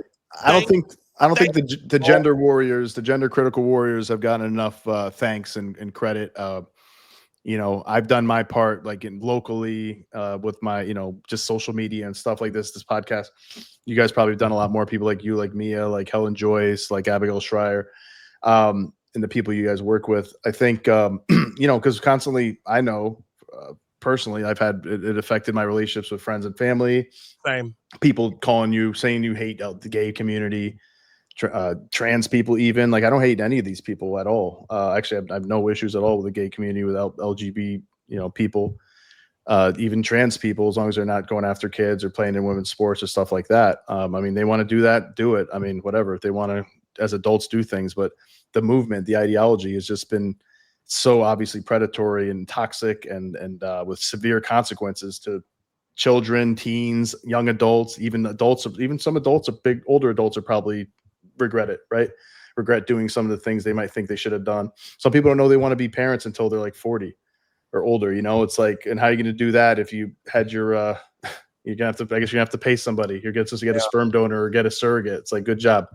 So it's really important, the work you've done. Like, it's so frustrating to me personally, and I'm sure to you and people like you who had to fight for this for years, and just constantly be told by so many people, God, you're a terrible person. You're a Nazi. You're so hateful. It's just hate just comes from hate, right? And it's just, I think it's so unfair and so frustrating. And most of these people probably will never apologize to you. They'll never admit it. So thank you for the work you did, man. I thank you for all the people who do this sort of thing, who put their reputation out there in line, because it's severe, the backlash you get from media, from prominent people. Absolutely. Absolutely.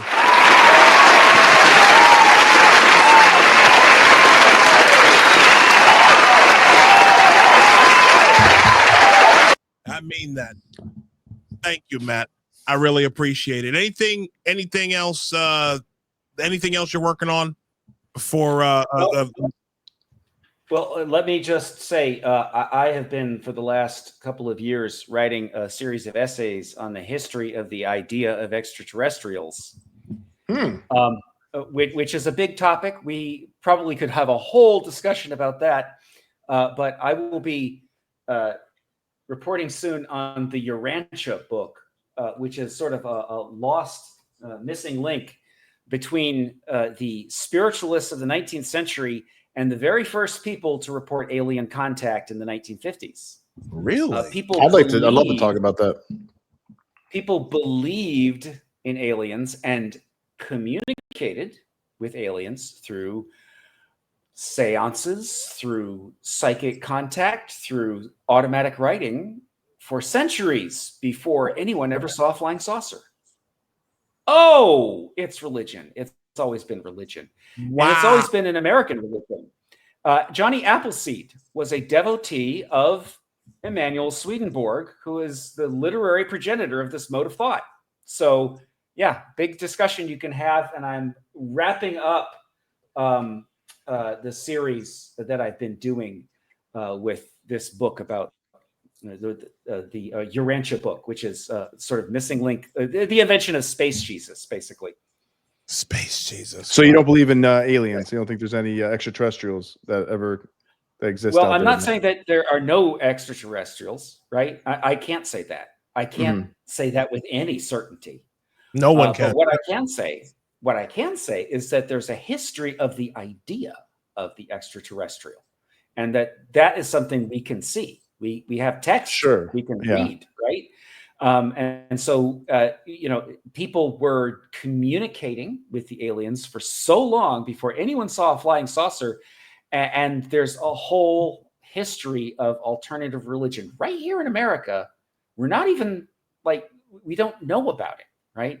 There is Nobody another says it's theosophy. in past civilizations too, though, as I believe, right? There's been people who are, they said they saw interesting things going on in the skies, and I think there was something happened in the 1500s somewhere in Germany, and they saw some kind of space battle or something like that, some kind of event. See interesting things in the sky, and they write about them. Okay, but I think it was a mass thing. There's a number of people said they saw it, but I don't know. Who knows? I wasn't there, and we don't know what they saw. All right. Right. There can be all kinds of things going on in the sky, and we don't understand what people saw in 1500. I do know that in the 12th century, there is a monk's account of a dragon eating the moon. And that sounds ridiculous, but actually it was the Tycho crater that you see on the moon being created by an asteroid hitting the moon. Wow. Yeah. So I mean, that does teach you that maybe we don't always every legend we hear might actually, isn't always just some kind of figment of somebody's imagination. It could be from something that they saw, and of course, it could be a natural phenomenon like that. I just dropped your link to the Skeptic Spirit. I just dropped that link in the chat so people can look at it. Thank you. At their leisure. Matt, thanks again, brother. I really appreciate it. I thank you for coming by. Yeah, man, it was great. Listen, my platform is your platform. Whenever you want to come back on, just let me know, and we will have you on, man. I really, again, we appreciate your time, and we appreciate your voice over the years. I appreciate you having me on, Isaiah. It's good to talk to you, Nostra. Hey, thank you, Matt. Appreciate it, man. We'll do it again sometime for sure. Absolutely. Y'all have a great night. You too, brother. All right. Yeah, I gotta say, having him on was a real blessing. Matt Osborne is a real blessing. I don't care what anybody says. I know people who have said some of the grimiest shit about him. I don't care what anybody says. That is a good. Matt Osborne is a good man. Yeah, I know what that's like, man. The fact that people don't understand something. I want to just say this before we go into some closing business, because I've got a lot of people to thank at the end. When someone is offended by the truth, that is a sign of strong moral character. When they're offended by the truth? No. When someone is offended by a lie, right? Yeah, that's what you meant to say. Okay. What I meant to say. Yeah, sorry. Yes. I came out completely wrong. To have an allergic reaction to a lie is a sign of good character. And being willing to speak up about it. Wait a second. You know what? Am I the only person crazy in this room right now? I'm pretty sure, Yeah. Being willing to stand up and be counted and fight for the truth. 2 + 2 does equal 4. No, you can't. You are a man. You don't get to play in women's sports. You're a boy. You need to step up your game amongst your fellow boys and not cheat like a bitch. And take up think of it. These kids that like the ones that get into sports, right? They do more work to cheat than they would if they had just put in the work and be and compete amongst their fellow boys.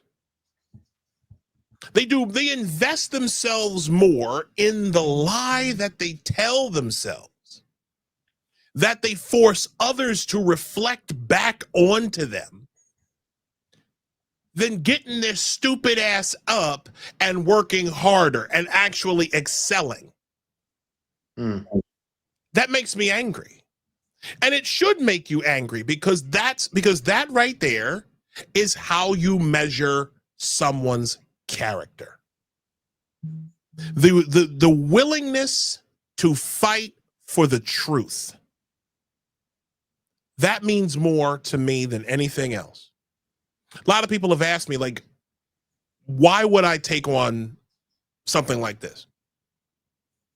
Because I know, and my answer is very simple. It's if someone can destroy your hold on reality itself, if someone can say, no, 2 + 2 doesn't always equal 4. If they can say, well, in some cases, then, well, 2 + 2 can equal 5. If they can make you believe that, they can make you believe anything. If the old saying still rings true, if you believe absurdities, you will commit atrocities. That's real stuff. That's real stuff. And we should always be willing. We should always be willing to stand up for the truth, because to stand up for the truth is to stand against tyranny. Tyrants who want to control everything you say and everything you do, they're gonna lie to you. They're gonna lie to you. You think they'll get anywhere by telling you the truth? Fuck that shit. No. They'll get you to lie and believe things that aren't real. I mean, the truth should be held sacred. I think it's one of the most sacred things, I think, for humanity. It is the truth. Like, I don't think people realize that, like, how important scientific truth is and human wisdom is, like, how you can save so much time and energy and human lives and well-being and stuff by going along with, like, actual scientific truth, actual human wisdom, even like virtues, stuff like that have been tried and true for thousands of years, maybe longer than that in human history, human civilization, pre-civilization, because this is hard-won wisdom that we have won. Like, it's hard work. People died to learn things. People died exploring things, figuring things out, learning things the hard way, right? We shouldn't have to relearn things the hard way over and over again. And that's what we're doing with communism, socialism, Marxism, right? We might be doing that again, with Mamdani in New York City, and hopefully it doesn't get as intense as it has in other countries. But so when you keep on rejecting the truth, you're pushing people in a path that's going to lead to disaster in many unforeseen ways. Yeah. So it's really serious. It's not just like, oh, well, this annoys Isaiah, or this always annoys Nostra Chavez, so they're going to make a podcast about it, and they're just going to be pissed about it all the time, or whatever's going on. It's like, no, we are amongst many people trying to hold the line of what the truth is, what we know the truth to be, to the best of our ability, and people we respect and are very, very, very learned also agree. And we've studied both sides of the argument, and we're like, no, we're right about this. We're right about this. You guys are wrong, and there's serious consequences if we go down your pathway. So we're not going along with this, and we're doing it while we still can, because there could be a time if we don't hold that line where people are just, hey, we're changing the law. We got to have a hate speech law. We got to have a hate speech law where, like, you can't even disagree about anything about trans stuff, for example. Can't disagree about anything about Marxism.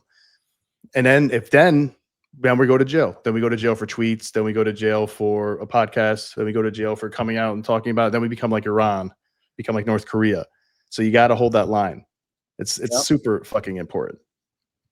Yeah. Christopher Hitchens, God rest his soul, even though he didn't believe in him. Yeah. I miss him. Mm-hmm. I love him. Yeah, even though I agree with him on everything, he was a great intellect and a fiery guy. I'm going to share this. I think I'm going to end the show with this. Okay. I'll come back to this in just a sec. But before we end the show, I do have some people to thank. As you know, ladies and gentlemen, I have been a friend of ours, a friend of mine actually, made the recommendation last week to make a wedding fund. We're getting married. Kareen and I are getting married in the next several weeks. It's our big. So here's how it's working. Legal, the legal part of it is going to get done July 11th. And it is my pleasure to announce, it's for definite you're going to be there, right? Nick. Oh, I thought you were talking to your wife. I thought she was in the room. No, she's not. No, she's not in the room. She's not. So I'm going to be where? At the wedding?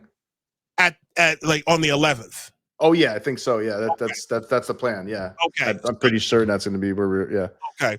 So we put together a fund, and we put together our gift registry from on Amazon on there. We're really, really grateful to listen. This we didn't want to do this. We initially didn't want to do this because it's like, why would we, it didn't seem like something that it seemed kind of like, seemed weird. It seemed a little awkward, but thankfully people have been very generous and have been very grateful. We've been very grateful to have been loved on in so many ways by many people out here in social media land and radio land or whatever. And I want to just take a moment once again to thank you all for your kindness, for your generosity. Y'all are awesome people. I want to thank in particular, let's see, I want to thank Mr. Travis L, a Chelsea T. I want to thank Mr. Kevin R. and also a Candace M. I want to thank you all for your contributions to the gift registry. Really appreciate that. Y'all are great people. Thank you again for those things. Again, we're doing this, and things are going pretty well. And again, I just wanted to directly thank you all. That's really all I got. That's great, man. Yeah, it's always nice. It's always humbling and heartwarming, I guess is the word, to see when people strangers, perfect strangers are they're very what's the word, charitable and generous. That generous is the word I was looking for. Generous with their money, and a lot of these people probably don't have that much money, but they want to help you out. They want to show gratitude and for what you do. Exactly. So it's great to show gratitude back, man. Thank you all, everybody who supports us as well in general. Exactly. And I don't, and that's the thing. I don't want to neglect this. I really don't. Please support the show. buymeacoffee.com/apostate radio. That money goes a long way. Okay. Especially since every day, Nos loses another big piece of underwear, but every day those holes get bigger. Every day the holes get bigger. But drawers. But again, we appreciate all of it. We appreciate all the support, the kind words, every all of the ways in which you share our show, share the comments, you pass it on to your friends, like, subscribe, comment, all that good stuff. We are an up and coming podcast, an up and coming stream show, and we're happy to be here. We're happy to be here, and we're just going to keep going. Next week we got another big one. And we're getting another big one. Next week we are having another fiery apostate Can't wait to have him. He's an apostate from Islam. Oh yeah, yeah. Paleo-communism. Danny Bermawi is joining us next week. That should be interesting, man. Yeah. I am looking so forward to talking to him. That is a show that you are not going to want to miss, ladies and gentlemen. I promise you that. So next week, 8 p.m., you are going to have Danny Bermawi on the show. We're going to close out with Mr. Christopher Hitchens. Don't worry. It's coming to a place near you. Can you turn them up? Yeah. Out in our prison system to Muslim prisoners by Muslim chaplains paid for by Saudi Arabia. Our Quran's written to the Wahhabi tune. They're not just your everyday Quran. They're the Qurans that the Wahhabis want you to read, containing direct incitement. They've been given out with taxpayers' money in the prison system. Militias are forming. Next, you'll have militias of this kind with their own chaplains within the United States Armed Forces. Are you ready for that? Are you ready to have Wahhabi preachers in the U.S. Armed Forces? You better get ready for it, unless you're going to take the James Madison view. But there shouldn't be any chaplains in the U.S. Armed Forces to begin with, or in the prison system. If you want to pray, you can't stop them. But we cannot have state-subsidized prayer. We cannot have state-subsidized preachers or chaplains. Give it up, or give it to your deadliest enemy and pay for the rope that will choke you. This is very urgent business, ladies and gentlemen. I beseech you. Resist it while you still can, and before the right to complain is taken away from you, which will be the next thing. You will be told you can't complain because you're Islamophobic. The term is already being introduced into the culture as if it was an accusation of race hatred, for example, or bigotry, whereas it's only the objection to the preachings of a very extreme and absolutist religion. Watch out for these symptoms. They are not the symptoms of surrender, very often ecumenically offered to you by men of God in other robes, Christian and Jewish and smarmy ecumenical. These are the ones who will hold open the gates for the barbarians. The barbarians never take a city till someone holds the gates open for them. And it's your own preachers who will do it for you, and your own multicultural authorities who will do it for you. Resist it while you can. And if you wonder what will happen if you don't, look and see how a cricket team in Middlesex in England had to change its name by force last week because it was called, and had been for years, the Middlesex Crusaders. Look and see how stories about little pigs can't be taught to children in English schools anymore, lest offense be taken by the religion of peace. I'm telling you right now, I miss that man. I miss that man greatly. Good night, everybody. And once again, we do this for those who strayed. Have a great weekend. We do this for y'all.